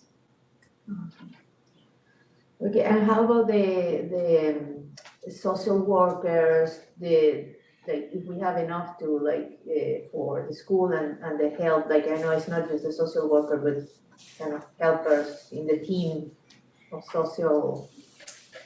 For the. Just like all counseling support for the campus, is that what you mean? Not just counseling, Or like community services. resource connection. Community resources. Yeah, I feel like we have usually what we need, what we typically have difficulty with at the middle school, any middle school, both our middle schools and even at the elementary, is really the mentoring type support.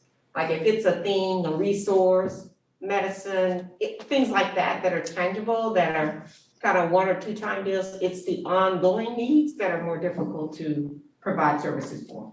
Yeah, because if you said there's 180 students, your 18% of your students feel like their basic needs aren't being met. I mean, that's a family issue, right? And so that's more of the other kind of hat that the social worker would wear, or the, community outreach worker, or whatever we have. So, it seems like that's a different kind of a need, which is very concerning. 18% of a school of 1,000 kids is it's like another school. It's like almost 200 kids. I mean, that's pretty big. So. Well, there were some other, about the, what kind of help you had and how have you been able to fix all these issues that were happening at the school, that I suppose is also having to do with the mood of kids coming back and disengagement at the beginning of the coming back to school, that ended up in all this also internet thing about vandalism and all that. And it made me think, like we have thought and talked before about something similar to the strike that is giving a lot of good results in CMS, maybe not with whatever version it can happen. Although now that you say we don't even have an office to put another chat, I don't know if we're going to have a class to put a new program like that. The Strive is a classroom. Yeah, but we don't have a space to put another psychologist. Do we So have do space you to have put a, another I'm not, classroom? are you have a question right now? Yeah, like Not about the possibilities of doing something to help the students that need extra help, as a, social emotional help. Similar this to year. what? Not this year. No, well, I don't know, Maybe. yeah, like the Strive type of help, that the kids who are really in trouble, emotional, behavioral, whatever, we can. Is it okay if I jump in here? Yeah.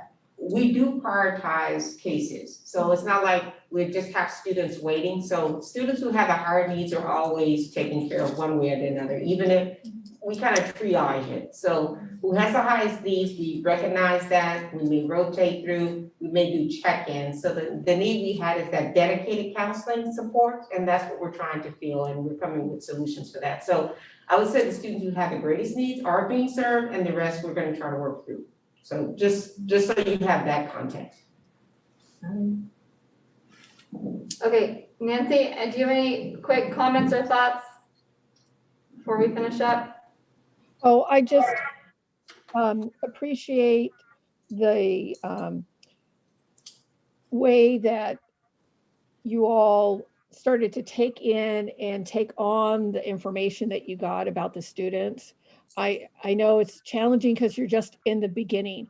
And unfortunately, we don't necessarily get that report at the end of the school year that lets you know and lets us know that the things that we put in place are really working and that we're meeting those particular goals. But I appreciate your candor in sharing the struggles that you're having right now. And I send kudos to the staff for all that they're doing. So thank you very much. Thank you. I just want to say one more Maybe thing it's too. thank you, yeah. Yeah, I just want to say that, like, I think the restorative restart is more than 6 weeks. It's clear to me that it's going to take the whole year. And, I just, the questions that I'm asking, or, I feel like I'm trying to really understand what you have in place, because they're newer systems, right? They're new. And, I understand that, like, the staff is just having a tremendous load right now. And, I think that even though we are planning for next year, I'm really interested in setting up systems of support for your school that are gonna, be beneficial long-term. But I just feel like, I just feel the hard work that's going on right now is like really stressful and painful for people to put on that game face for the kids every day. And you know, I just so appreciate how you guys are keeping it together. So thank you, and you know, Yeah, again, and all the comments is more about try to see how can we help you. And I know that you guys are doing an immense work, are doing a gigantic move forward and are doing your best. And there is a lot of stress going around, and not just the kids, but you know, everybody who's trying to help them, people who's trying to come back. And it has been a very complicated situation, and we do appreciate that.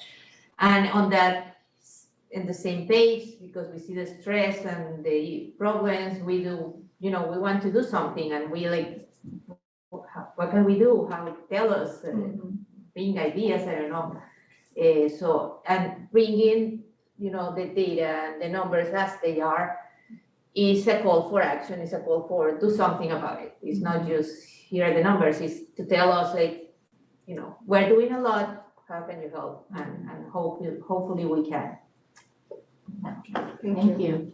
Mike, did you want to share? I just wanted to really quickly thank Jane. So in the summer, when we had a vacancy for principal, Jane really had a sense of really loyalty and commitment to, I want to say the district, but really it was mostly to Sunnyvale Middle School, where she's been for her whole career, essentially. She raised her hand and said, I'll do that, in the most challenging year imaginable. So I thank you for that.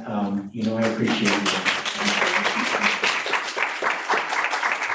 And I hope you feel all the support that we're here offering. I do. Thank you. I appreciate it. Thanks, and I'll just echo everyone else, and I especially liked what Nancy said about, I appreciate, right? We like hearing the good things, but we also really want to hear like because we know it's not perfect, right? And so we appreciate the candor of the things that are hard, and know that like we're not here to judge, we're here to say like, let's all work on this. We know it's hard everywhere, and we just want to support. So I appreciate you sharing the good and the not so good. So thank you. Thank you. And thank you for those who came in support as well. Thank you. You're welcome to stay, but we of course know that you have. I'm glad that you're just walking down. That is great. You have an early morning, no expectations to stay. He's out of here. We are on to 7B, the report on preschools.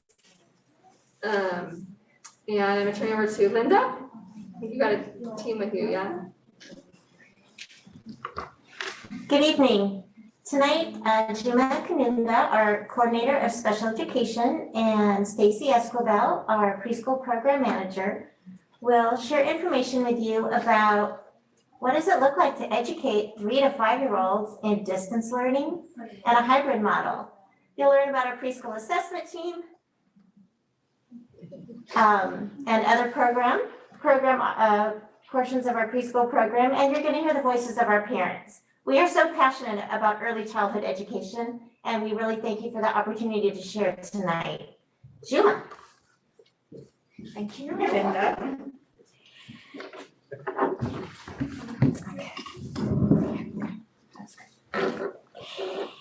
Good evening, Dr. Gallagher, members of the board, and attendees.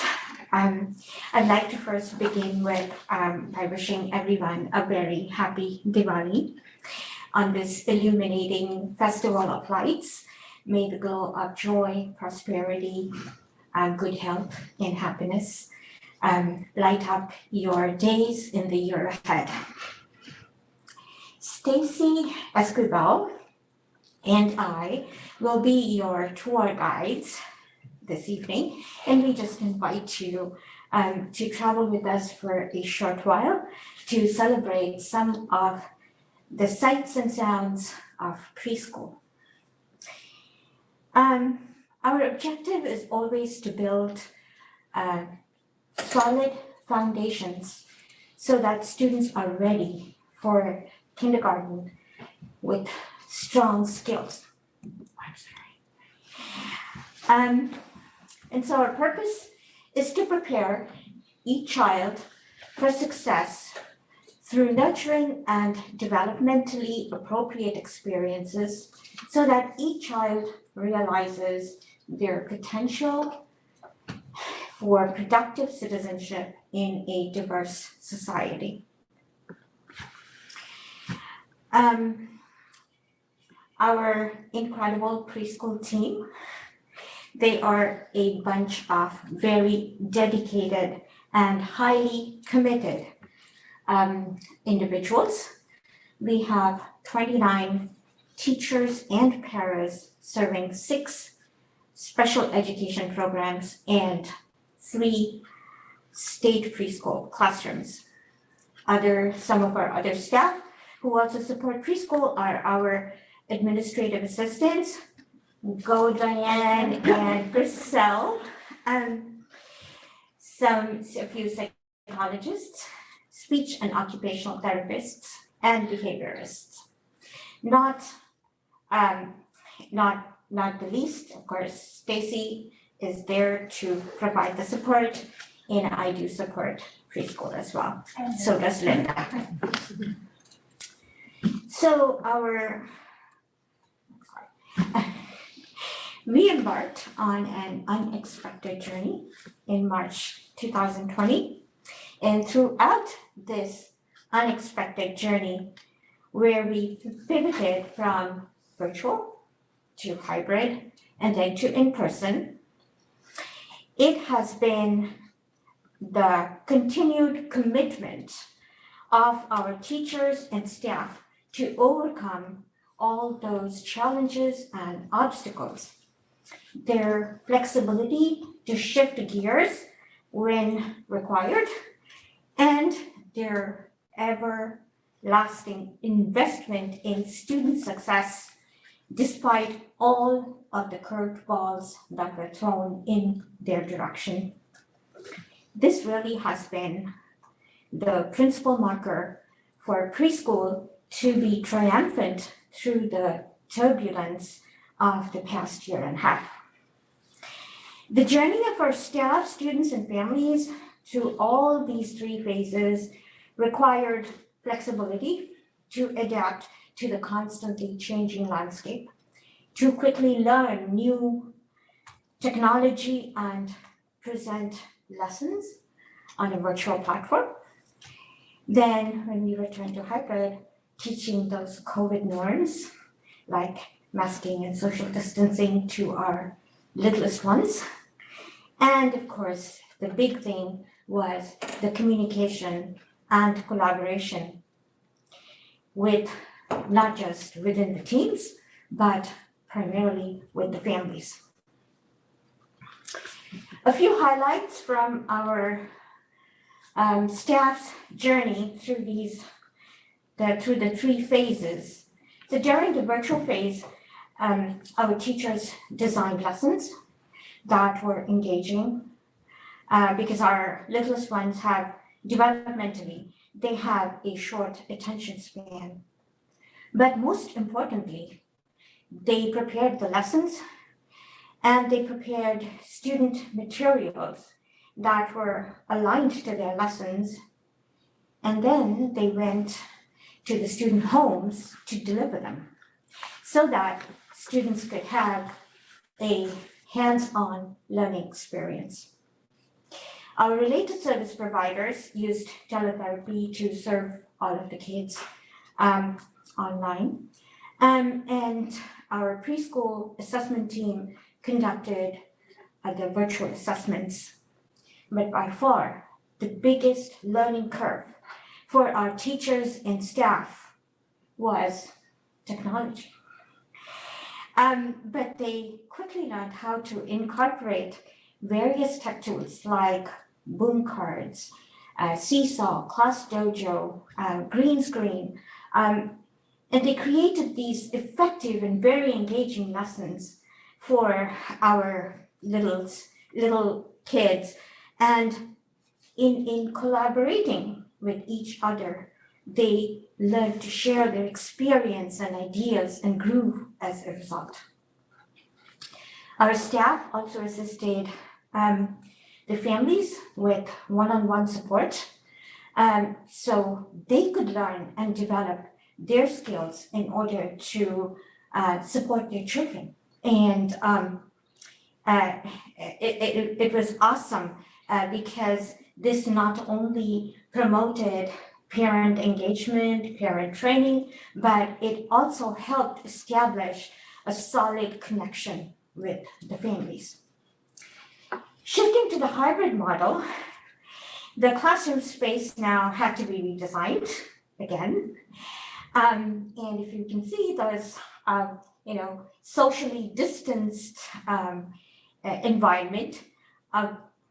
The kids were had to be taught to wear a mask and to keep them on, and how to follow those social distancing rules. The materials of the classroom had to be now individualized in individual bins. They had to meet all of those COVID guidelines. Now, when we returned in person in August of this year, the teaching and learning in the classroom kind of reverted back to the pre-pandemic times, but with the new COVID guidelines in place. So now the new COVID guidelines changed a little bit and we had to change all over again. So our teachers are right now, they're just so happy to be back despite all of these challenges that they've been through. And they were enthusiastic and excited to welcome their kids back on campus and in the classroom. From the other side, what was the journey for our students and families? What did that look like? Well, tackling the unpredictable nature of this entire journey, what really held the spokes of the wheel together was the frequent and ongoing communication with families to not just establish those relationships, but also sustain the connections with them. So some of the, just spotlighting some examples. Well, during the virtual phase, our teachers and staff took great care to teach parents how to support that, how to support their children.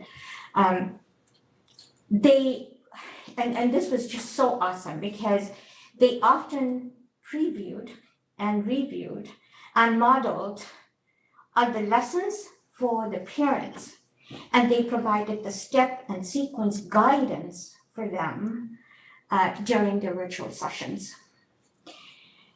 For the kids, it was a little bit, it was a shift because, and a little bit confusing too, because up until this point, we were restricting them from screen time.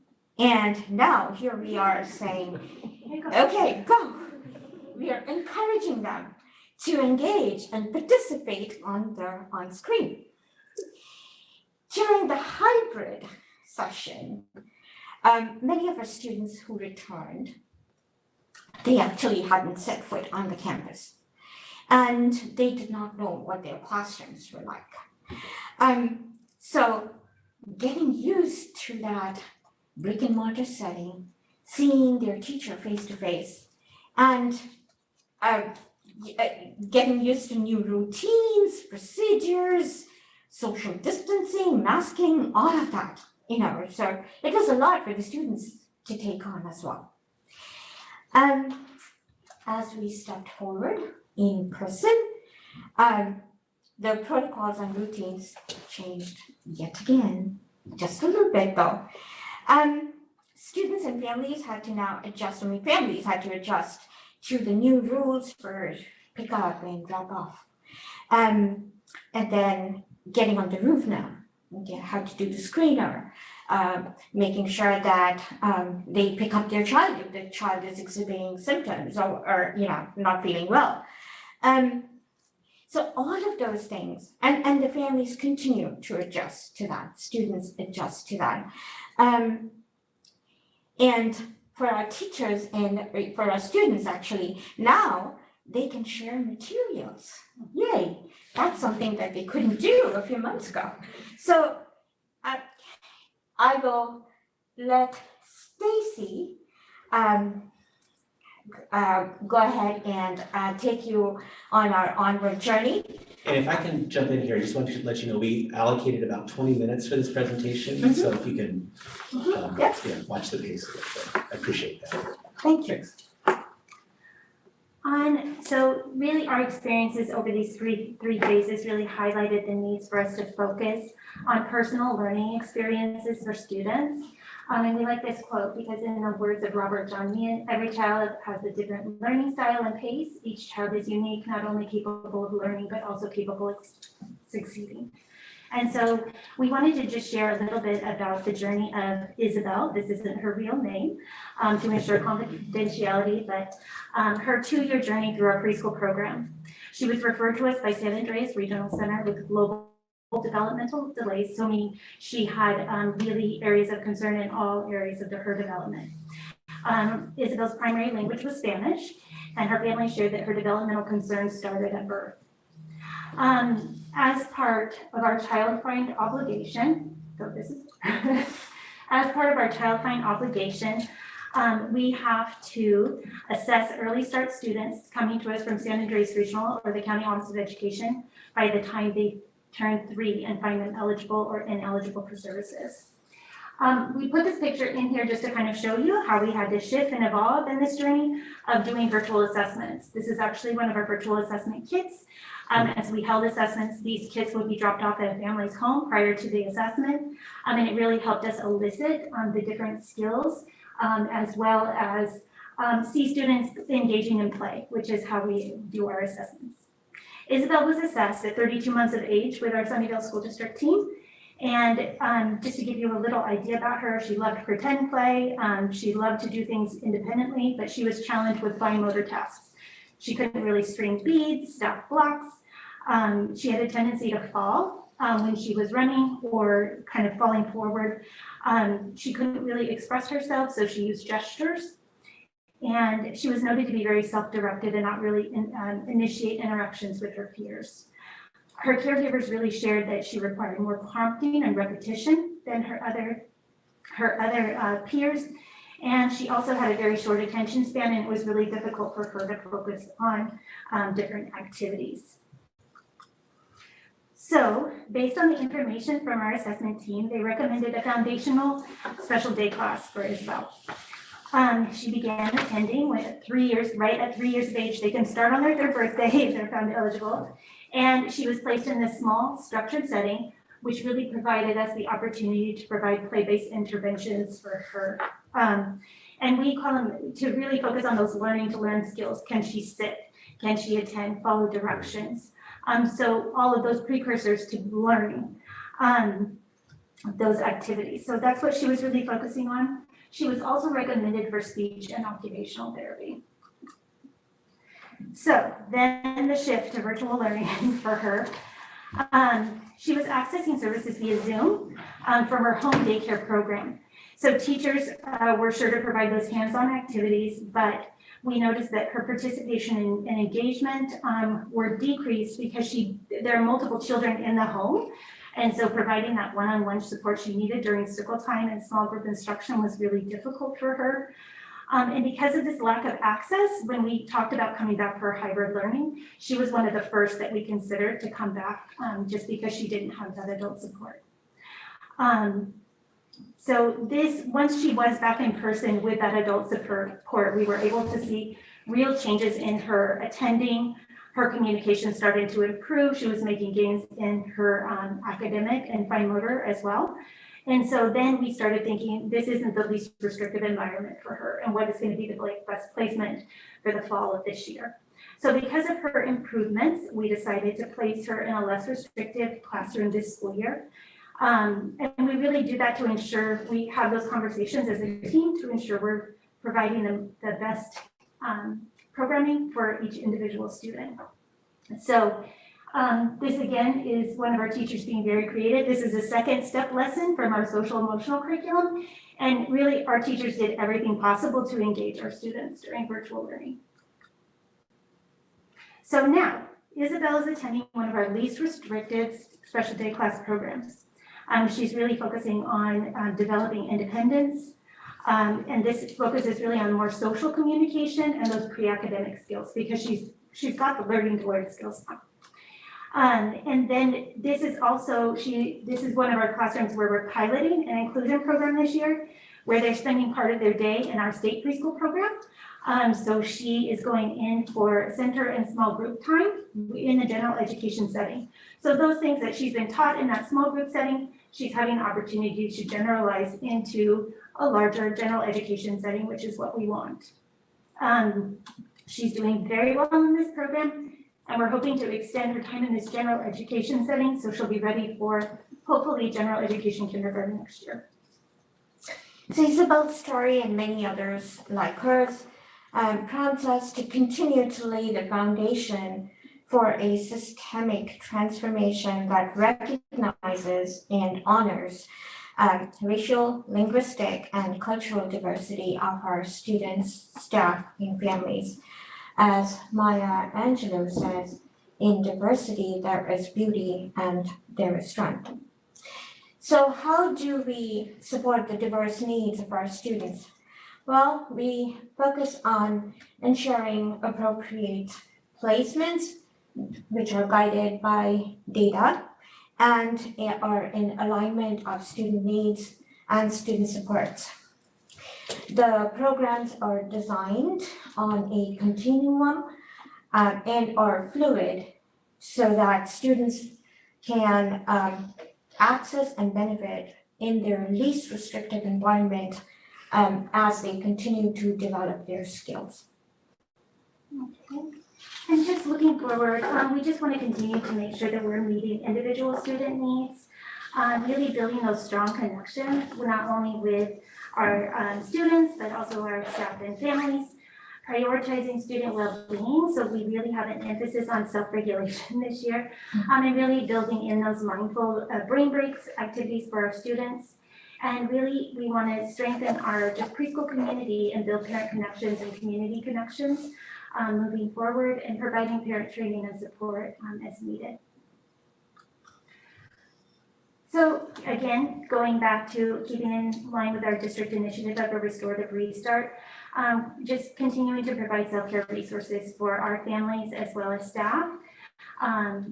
Really focusing on that social emotional learning for our students and embedding that in everyday practice. And then really celebrating diversity and acknowledging similarities and differences through our thematic units, books, art, and music. And then also, lastly, just emphasizing and encouraging our staff to really have that reflective lens to guide their practice moving forward. Our design for inclusion. So presently we're in the process of designing more of a continuum of developmental programming for our students. We have licensed 2 of our special day class programs. One is at San Miguel and one is at Lakewood. And this really allows us to do more intentional reverse mainstreaming with our state preschool program. Our professional development has an emphasis on inclusion and equity this year. And then we're also doing the development of that pilot program at Lakewood with the special day class pushing into our state preschool program. So students are really taught alongside their typically developing peers, and we know how important that is to help them generalize those skills they're learning in special education, and hopefully allowing them to have more access to general education. So as we move forward, we hope that we will have a more predictable and stable COVID-free world, and we would like to focus and be very intentional in meeting the individualized needs of the whole child and in every area, whether it's academic, language, social, emotional, behavioral, physical. And we want to do that by creating plans that make academic pathways and instruction appropriate and personalized for each and every student's needs, interests, strengths, and goals. We also want to build systems where data informs decision-making and drives our professional practices. We want to address student mental and behavioral health, as we also can simultaneously support our staff well-being. We want to invest time and resources to partner and engage with families to build successful outcomes for each and every child. And we leave you with comments from a couple of our preschool parents about their experience in the Sunnyvale preschool programs.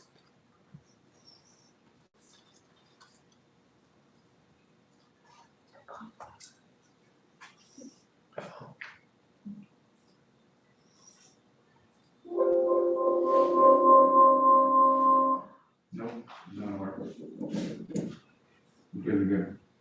Because of the way the system's set up. You could share the parents, right? Okay, what's that? Share the parents said. Yeah. I can play it on Yeah, mine if you just want to hear hear it. it. Do you want to just hear it? Sure. That big build-up, yeah. If you tell me I can't have it, I won't. And we just want to thank all of our parents too, because we know how hard this has been for them to support their children's learning this past year and a half. Okay. Hello, my name is Betty Portillo, and I'm a longtime resident of Sunnyvale since 1995. I went to school here, I work here, I was married here, and now I'm a mother of two. I have a little one, her name is Emily, and she's 3 years old, and she just started preschool in August. And I cannot tell you enough how thankful I am that the Sunnyvale School District offers preschool programs. It has been a huge difference in our lives. I can already see her social, emotional development, you know, and I want to share with you some of her work. She's excited and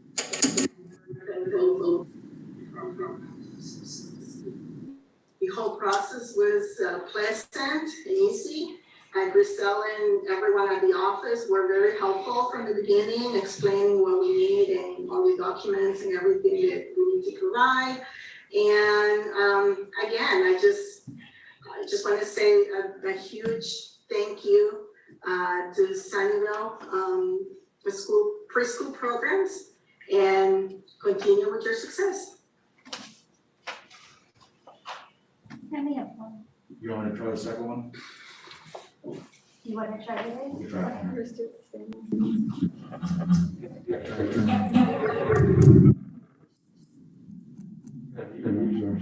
Mine. Mine is.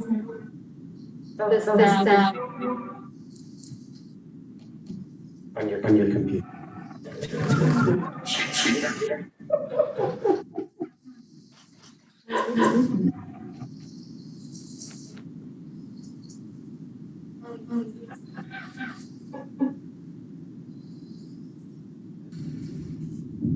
Hi, my name is Pooja Raval, and I'm the mom of a 4-year-old who's been in the Sunnyvale preschool program since March of 2020. And I just want to say how much of a blessing it's been to have such great teachers and administrative staff and facilitators help my daughter.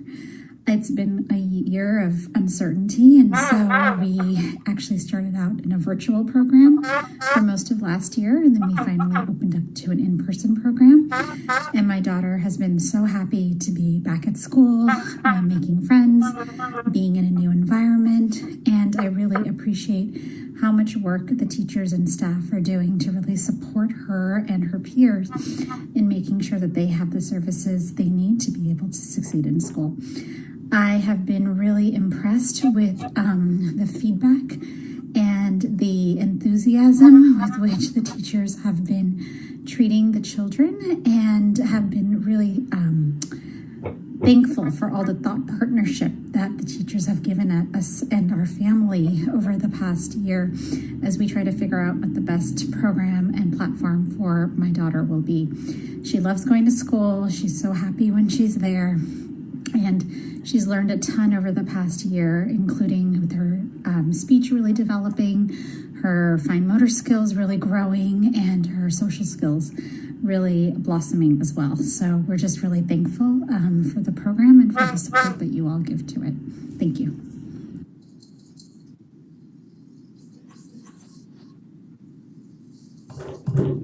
Hello, my name is Betty. Betty Portillo. So we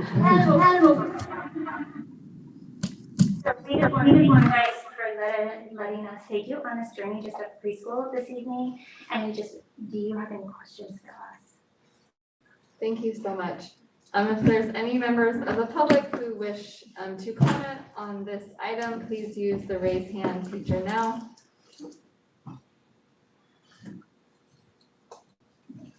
Are we seeing any? All right, board, is there any questions or comments? I just want to thank you for the awesome report that accompanied this presentation. It was so thorough and I really appreciated that there was data and then there was like context provided. So that was very helpful because then the presentation could be different and deeper. And for me, that worked really, really well. So just to give you that feedback, that was fantastic. And also thank you for all you do and everything. It was great to see everybody. Thank you for the hard work. Thank you for the hard work and for the very good presentation. Thank you. Thank you. Thank you. Well, I just one thing real fast. So I just wanted to share, you can go back, that's fine. I just was thinking about though, like it's interesting, right? Like we just had, I think it's kind of neat that we just had a middle school one, so like our oldest kids that we have, and then we just had our youngest ones, right? So not that like, I mean, it'd be fantastic if we could have all of our kids with us the whole time, right? So we don't, but I was thinking about that as you guys were talking, I was reflecting on that, and it would be, I don't know if we track, and I know our preschool has become, bigger like in the last few years, but I would be interested, like in the future, like getting, or it might take a few years to track it, right? But tracking that data, right? Like how successful is our preschool as our students get into elementary school and as they get into middle school, right? Like are the students that go through us, compared to similar students in similar demographics, faring better. Anyways, it was interesting. It got my mind thinking. So thank you so much for your presentation and for all you do. Dr. Picard and I did a study a few years ago where we looked at actually a program that we did not adopt, and it was called Pay for Success. And we did track our preschool students that went through our state preschool, and we compared their reading scores in third grade. And the students who did come through the Sunnyvale preschool programs did overall score higher as readers at the third grade level. So it's older data, it's about 4 years old, but it's been proven that we have amazing teachers and it affects children's lives.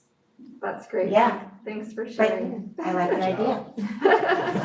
Thanks, everybody. Thank you. And same, you're of course welcome to stay, but we know you have work in the morning, so it is fine to leave. And I think we want to do a 5-minute break right now, yeah?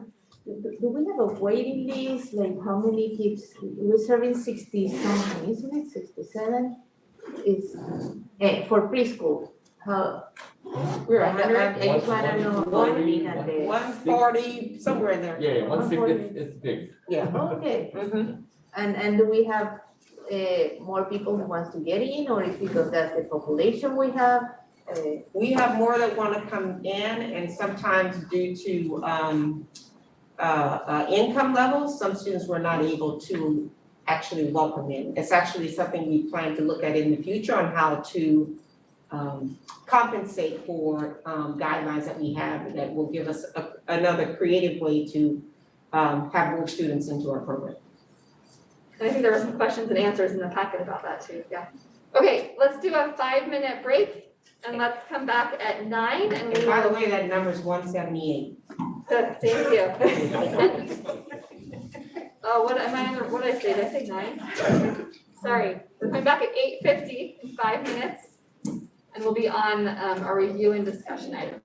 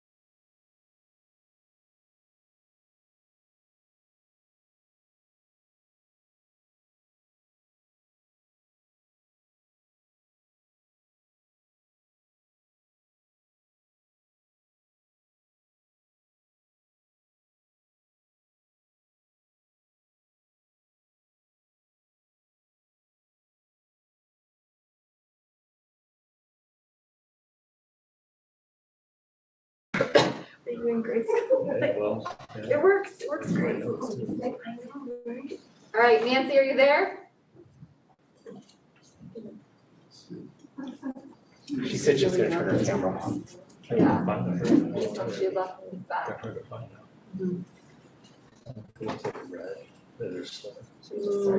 think so. Okay. I've never seen the red. All right, we are reconvening and we are on 8A, the review and discuss the first reading of board policy 5141.52 suicide prevention. And Tasha. All right. Good evening. We have come to this time where we get to talk about a few policies that are pretty important and they'll be leading up to our safety plan that will be coming. So we're going to review the suicide prevention, primarily just some updates within our current policy, just kind of strengthening some of the emphasis on youth and even at an earlier level for some of our students. Looking at what types of skills we're teaching, the resources and alignment across the work that we're doing in the district. Also trying to increase our messaging to families and also other care providers, because we do work with some foster parents and also some group homes that have students. And then just being sure that we're looking at our policies ongoing, at least every 5 years. We typically look more often than that.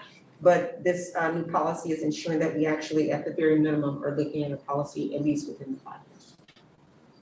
And so with that, looking for your review and discussion or any questions that you may have with regards to this particular policy.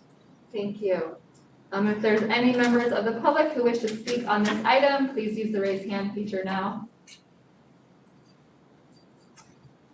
All right, not seeing any on board. Any questions or comments? Okay, I had just had that one, in light of the new information we got from Marianne Dewan, who got it from the state about the term stakeholder. Did we look at some other possible terms that we would feel comfortable replacing with? Yeah, well, give you some feedback.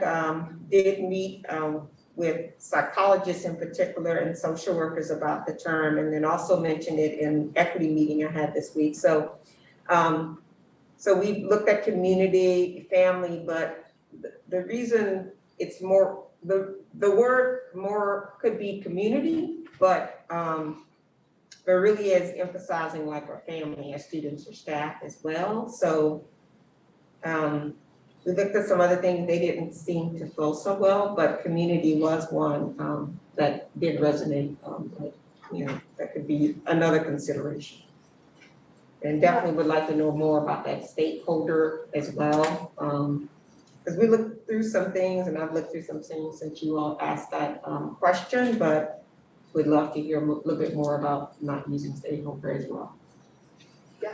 Yeah, so Dr. Dewan mentioned in that presentation, I think I also put in as a comment as well, that basically they're revising the LCAP language. They had some Native American groups come and they indicated that they felt that the term stakeholder was not inclusive for them because in particular it was coined, they felt it referred to people staking a claim for land that was Indigenous people's land.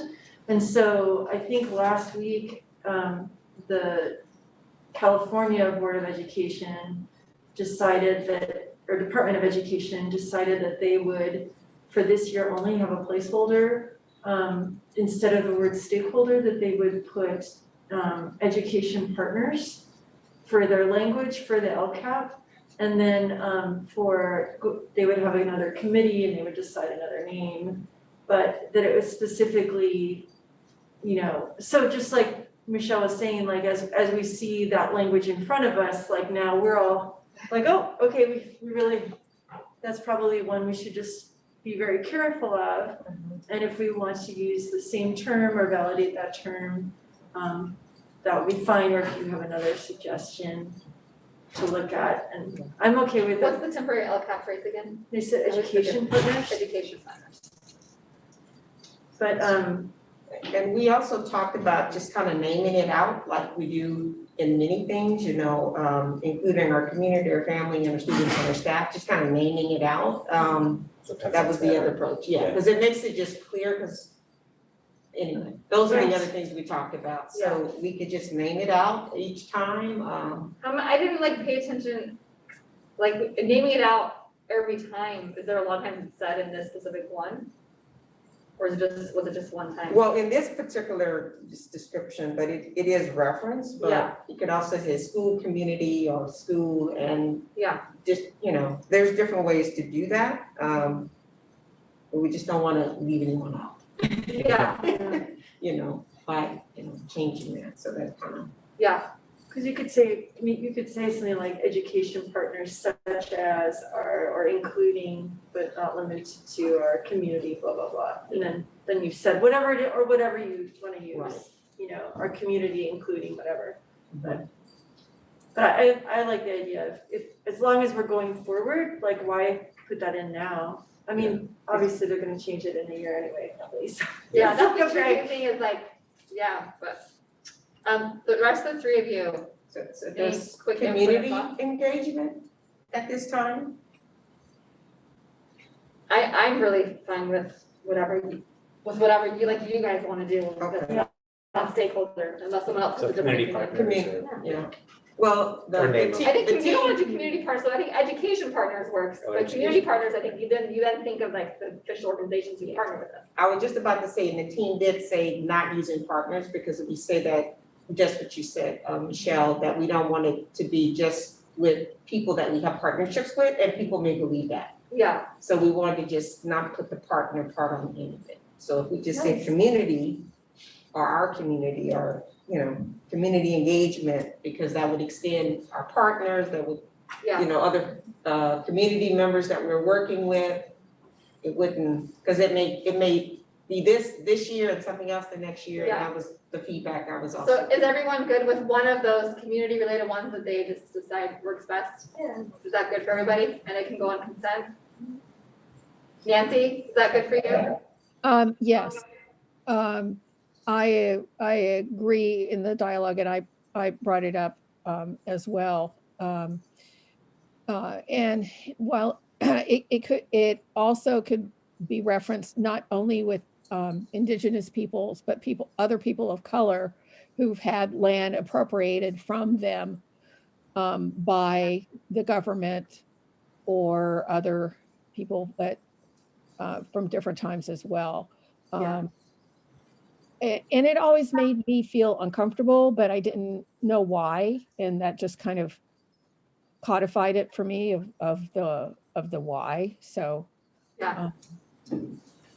Okay, let's so move the forward. direction we gave you is good, we left pretty open ended. Thank you for that feedback. Thank you. All right, we are now on to 8B, review and discuss first reading of board policy 5145.9, hate motivated behavior. And Dr. Dean again. Yes, thank you. So we're updating, including this policy. Some of this is stemming from some of the experiences that we've experienced in this country for the last couple of years. And so this is just trying to be more explicit about our desire to be respectful and inclusive and provide safe learning environment for our community. And being explicit that we don't support negative and hate language or behavior, and that we will also be dedicated to providing regularly occurring staff training and also incorporate this into our practices for discipline for our students. And then just to also, this policy will be on our website and explicit locations, and also across our district campuses. All right, thank you. If there's any members of the public who wish to speak on this item, please use the raise hand feature now. And not seeing any. Board, is there any questions or comments?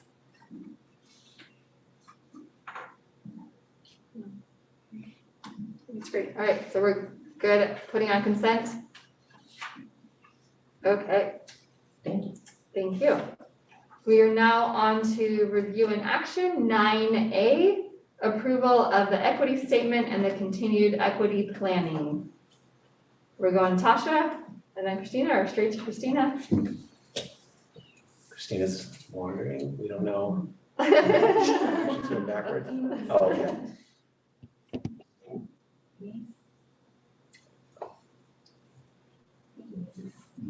Thank you so much. Hi. Hi.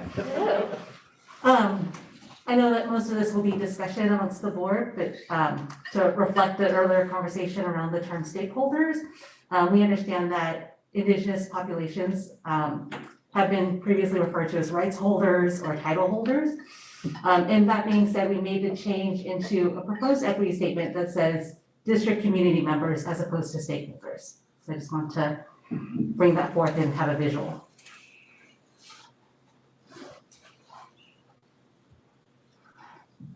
Okay, thank you. If there's any members of the public who wish to speak on this item, please use the raise hand feature now.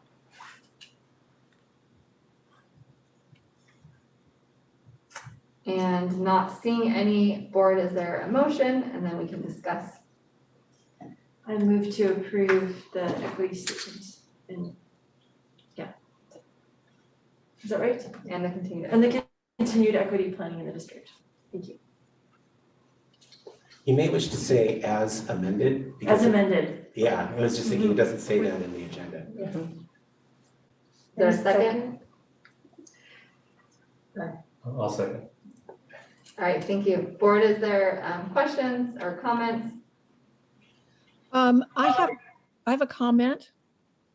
When you talk about reflective practice and resource allocation, examining policy and practice, it's not just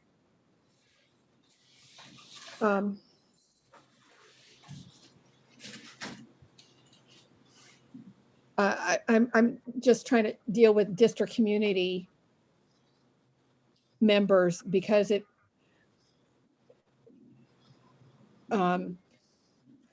feels like we're having a tug of war in trying to be inclusive. Because when I look at district community members, does it mean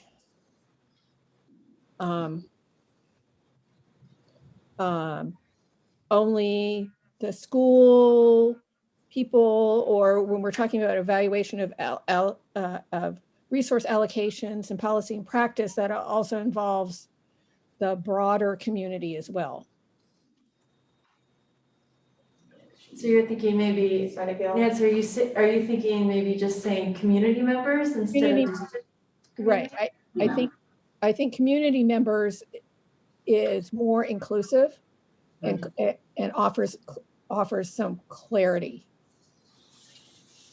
Because we already talk about the district up in the front. Because we've identified that. I agree. I think for now, that's good. I'm just sitting here thinking about, right, like, I hope the state comes up with a good, because, right, like, well, I don't want to use stakeholder because of what it, like, that means, but also the other piece of what it means is, like, everyone who has a stake in this, right? Everyone who has, like, buy-in or cares about, right? Like, and like, so community members is probably the best we have right now, and this is ongoing, but I'm like, I want a word that's more powerful. But I think that's good for now. So okay, I know wordsmithing, I'm gonna apologize a tiny bit. But I'm just gonna say, like, what if, like, hypothetically, we said working together as a community of families, staff, students, you know, and the broader Sunnyvale or whatever, and the broader community to address. And then later when you say community members, we've already talked about what the community is. You know what I mean? Like, so in theory, we could do that. But I actually am okay, I will just approve it with community members, and we can, like, fiddle with this a little more next year. It's totally fine. Like I love all the work that went into this. Yeah. I want to put it on the wall, and if in a year from now or 6 months from now or whatever, we put a new poster on the wall, I'm totally okay with that, because it's just fine tuning, and we're just trying to, like, make our message more clear. And we're really thinking about it, and I love it that we all really care about this. So, I would, I'm okay with getting rid of district community members because obviously it's our district. But if there's a reason to keep it in, you can tell us that too. No, I think the discussion around wanting to be inclusive of all the people that have an investment in the students that we serve is the goal. So we can take out district and have community members, and I think what you're articulating, Bridget, in terms of this being starting somewhere and then we're gonna work to refine is exactly what we're trying to do with design thinking and this process of continual improvement. Another term could be district constituents and advocates. Just throwing that out. I like that. Actually like that a lot. I do. Isabel, do you have any? Because that's ultimately what we're, Yeah. stakeholders, I think that was just kind of coined in a lot of readings at one point, and we just kind of like went on along with that. Yeah. That was like sort of. Shorthand, right? That was the shorthand for constituents and advocates. Yeah. right? And Did you an advocate, Pat? And Jeff, would you recommend constituents and advocates or district constituents and advocates? Either district or education, I don't know, whichever one. Do we need those adjectives? I mean, constituents and advocates, based on what's That's true. earlier in the, So earlier bullet point, it's including two-way communication with all constituents. constituents and advocates. Yeah, Mhm. that's inclusive. Thank you. Does anyone not just board, staff too, we love everyone's input. Anyone have a reason they don't like that? I don't, I'm cautious of the word advocate because it could be positive and it could be negative. Like a binary. Yes, relationship. yeah, so You I and I would, are like minded, I just thought. But in all, it's just the voice. I mean, I think the whole general the general feeling of the board is that we accept all voices, even though those are opposition. So I felt like that was still, we don't always have to agree, just to work together. We're asking them to be reflective. So why don't we I think do, we can just go with, I mean, honestly, I think with the word constituents, I think that's still, if we just shorten it to constituents, I think that would be inclusive of everything. If we're just gonna do constituents, I think I'd rather have community. Okay. for this year? I'm telling you, I'm totally willing to look at this Okay. again. Well, this Okay. is, and like I said before, this is a working document, Yes, so. living document. Okay, so is everyone good if we go with all community members? And that is what we're doing, and then in a year, when the state has done stuff and we have done more work, we will look back at it. And I want staff was good and board. So I guess a little point of order though, if we do amend it, we have to. We need to, yeah, so you need to, because you were the one who Okay. made the motion, right? Yeah, I would like to, what do I say? So Just just amend it, and then you can just say the. I'd like to amend my motion to the modification Yeah. of, instead of deleting the word district, that went away, to just community members. Will you still second it? You can say as posted on the. As posted right there on the screen right now. A second. Okay, any more discussion, ready to vote?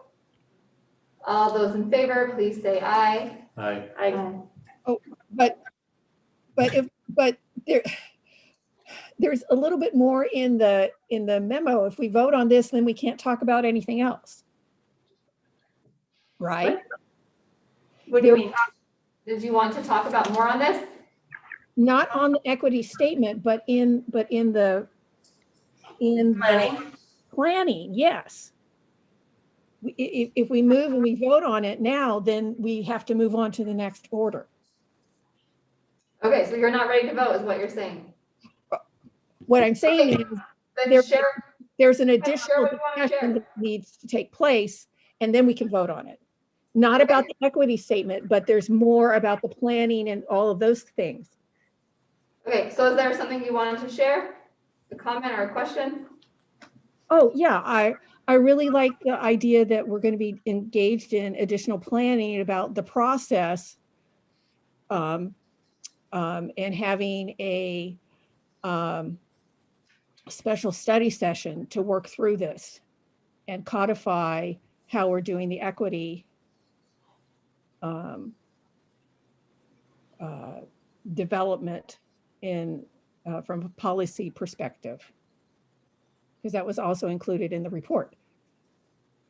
And then the other thing that occurred to me that I didn't see as I reread it today is I appreciate that all the bullet points about everything that we're doing towards that. But what I noticed that was missing was anything about person first terminology.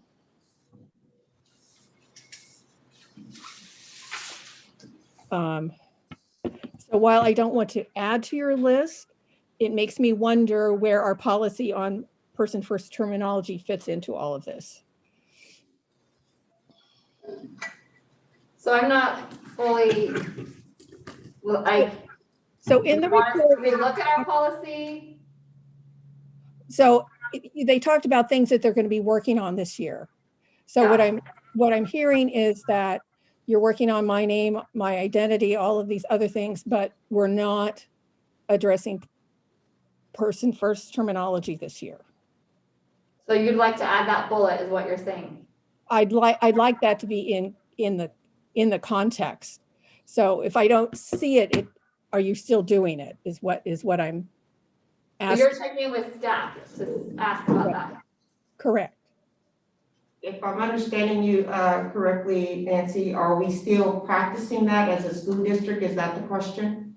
Correct, because you're talking about my name, my identity, which is a policy. And you're talking about enhancing other policies. And so I'm wanting to make sure that that's still a part of our equity work, is the question. Yes, it is. It's person first terminology, so not referring to students bilinguals first, and whether that's English language learners or special education students. But yes, we should be talking about the student first and then how they affiliate or associate later. So that is a part of our practice, and we are trying to reinforce that in our communications. Okay. All right. Because it's one of the, it kind of is in the same domain as stakeholders. It's how we think about terminology and putting things forth. Okay. All righty then. Thank you. Thank you for that reminder, though. Yes. Thank you, Nancy. Was there anything else? Nope, that was fine. We can go ahead and vote now, but I didn't want to stop the conversation because we couldn't. No, that was great. You were fine. Well, I thought, no, honestly, I thought that we were gonna talk when we have our reorganization meeting or our organization meeting, whenever. I thought that things that we wanted to work on as a board for the coming year and committees we wanted to be on and things like that. I was thinking that would be when we would be talking about things that we as a board wanted to do with equity. And so I wasn't when I saw this list, I was thinking these are the highlights of what they're working on, but not everything they're working on. You know what I mean? Because, so I understand what you're saying, but that's still, that's when we would be talking about what the board wants to do, right? Well, right now Or it's is that window no? two. It means that on here, the board may wish to direct staff to provide further details regarding the above plan or any aspects of the above plan in a presentation and or study session. So that, yeah, I guess that's the direction we'd be looking for. And it sounds like that's what you're saying, Bridget. You'd like us to have a future study session on the equity work, which is what I was sort of assuming that you wanted that, so that's. Yeah, and I think or building it back into our board meetings or whether it's Christina or Tasha or Christina and Tasha or, people from the team, where we just have have a, a regular equity item. Kind of like we did before where we had where it was more like board members leading, but maybe it'd be super. Well, those are different things. Those are different things, Yeah. but this, I'm saying like Yeah. maybe we could have, a discussion. Well, maybe in the deep dive, that would emerge from it. Right, like, cause I don't know what the topic is, but I'm just saying like, I would like to have Yeah. more engagement with like keeping that on the front. Yep. So. And I do think whenever we plan the deep dive study session on equity, I think that will be a longer study session than other ones. Like I could foresee that being like a good 2 hour, because there's a lot of stuff we all really care about, right? Bring food in for that. Okay, any other questions or comments? Okay, all those in favor, please say aye. Aye. Chair votes aye, and with that, the motion passes. Thank you, Christina, and everybody for all the work on the statement and then just our equity work as well. So thank you so much. Of course, my pleasure. Our pleasure. All right, we are on to item 10, the consent agenda items. If there's any member of the public who wishes to speak on, excuse me, this item, please use the raise hand feature now. And not seeing any, board, is there a motion?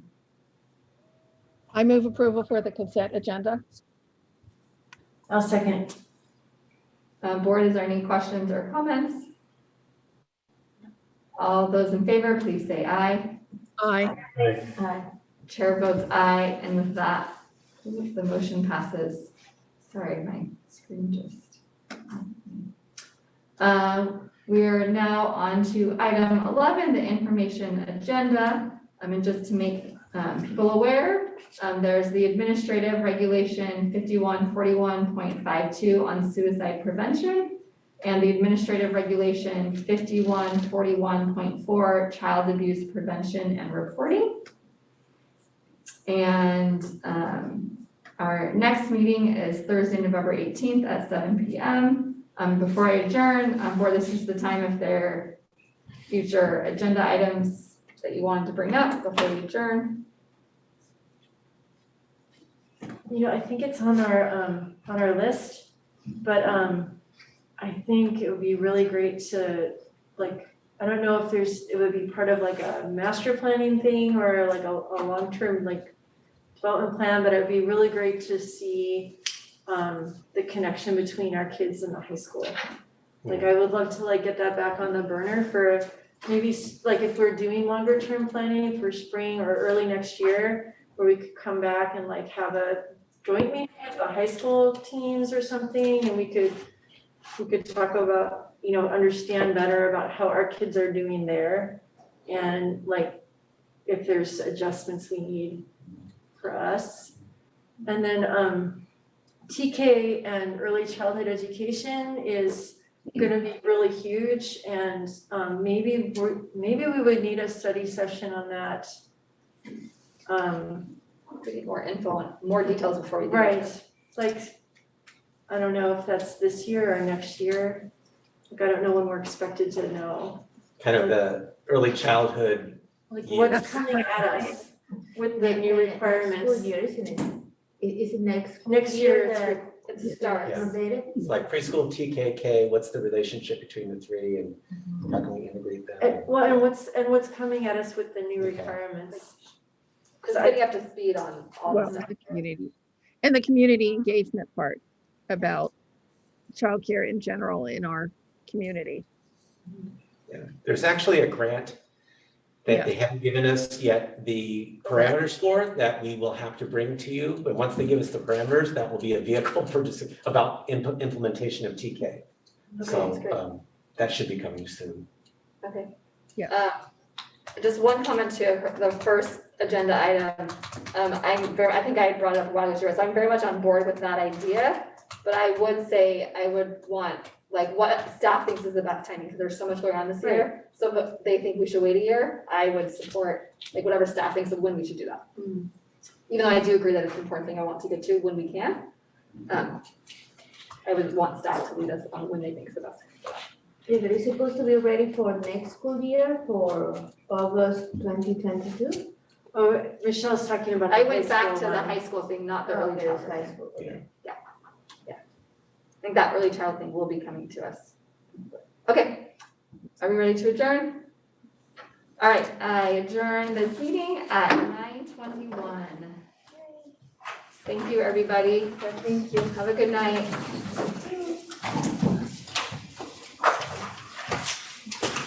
Thank you, everyone, Monica. Thank you.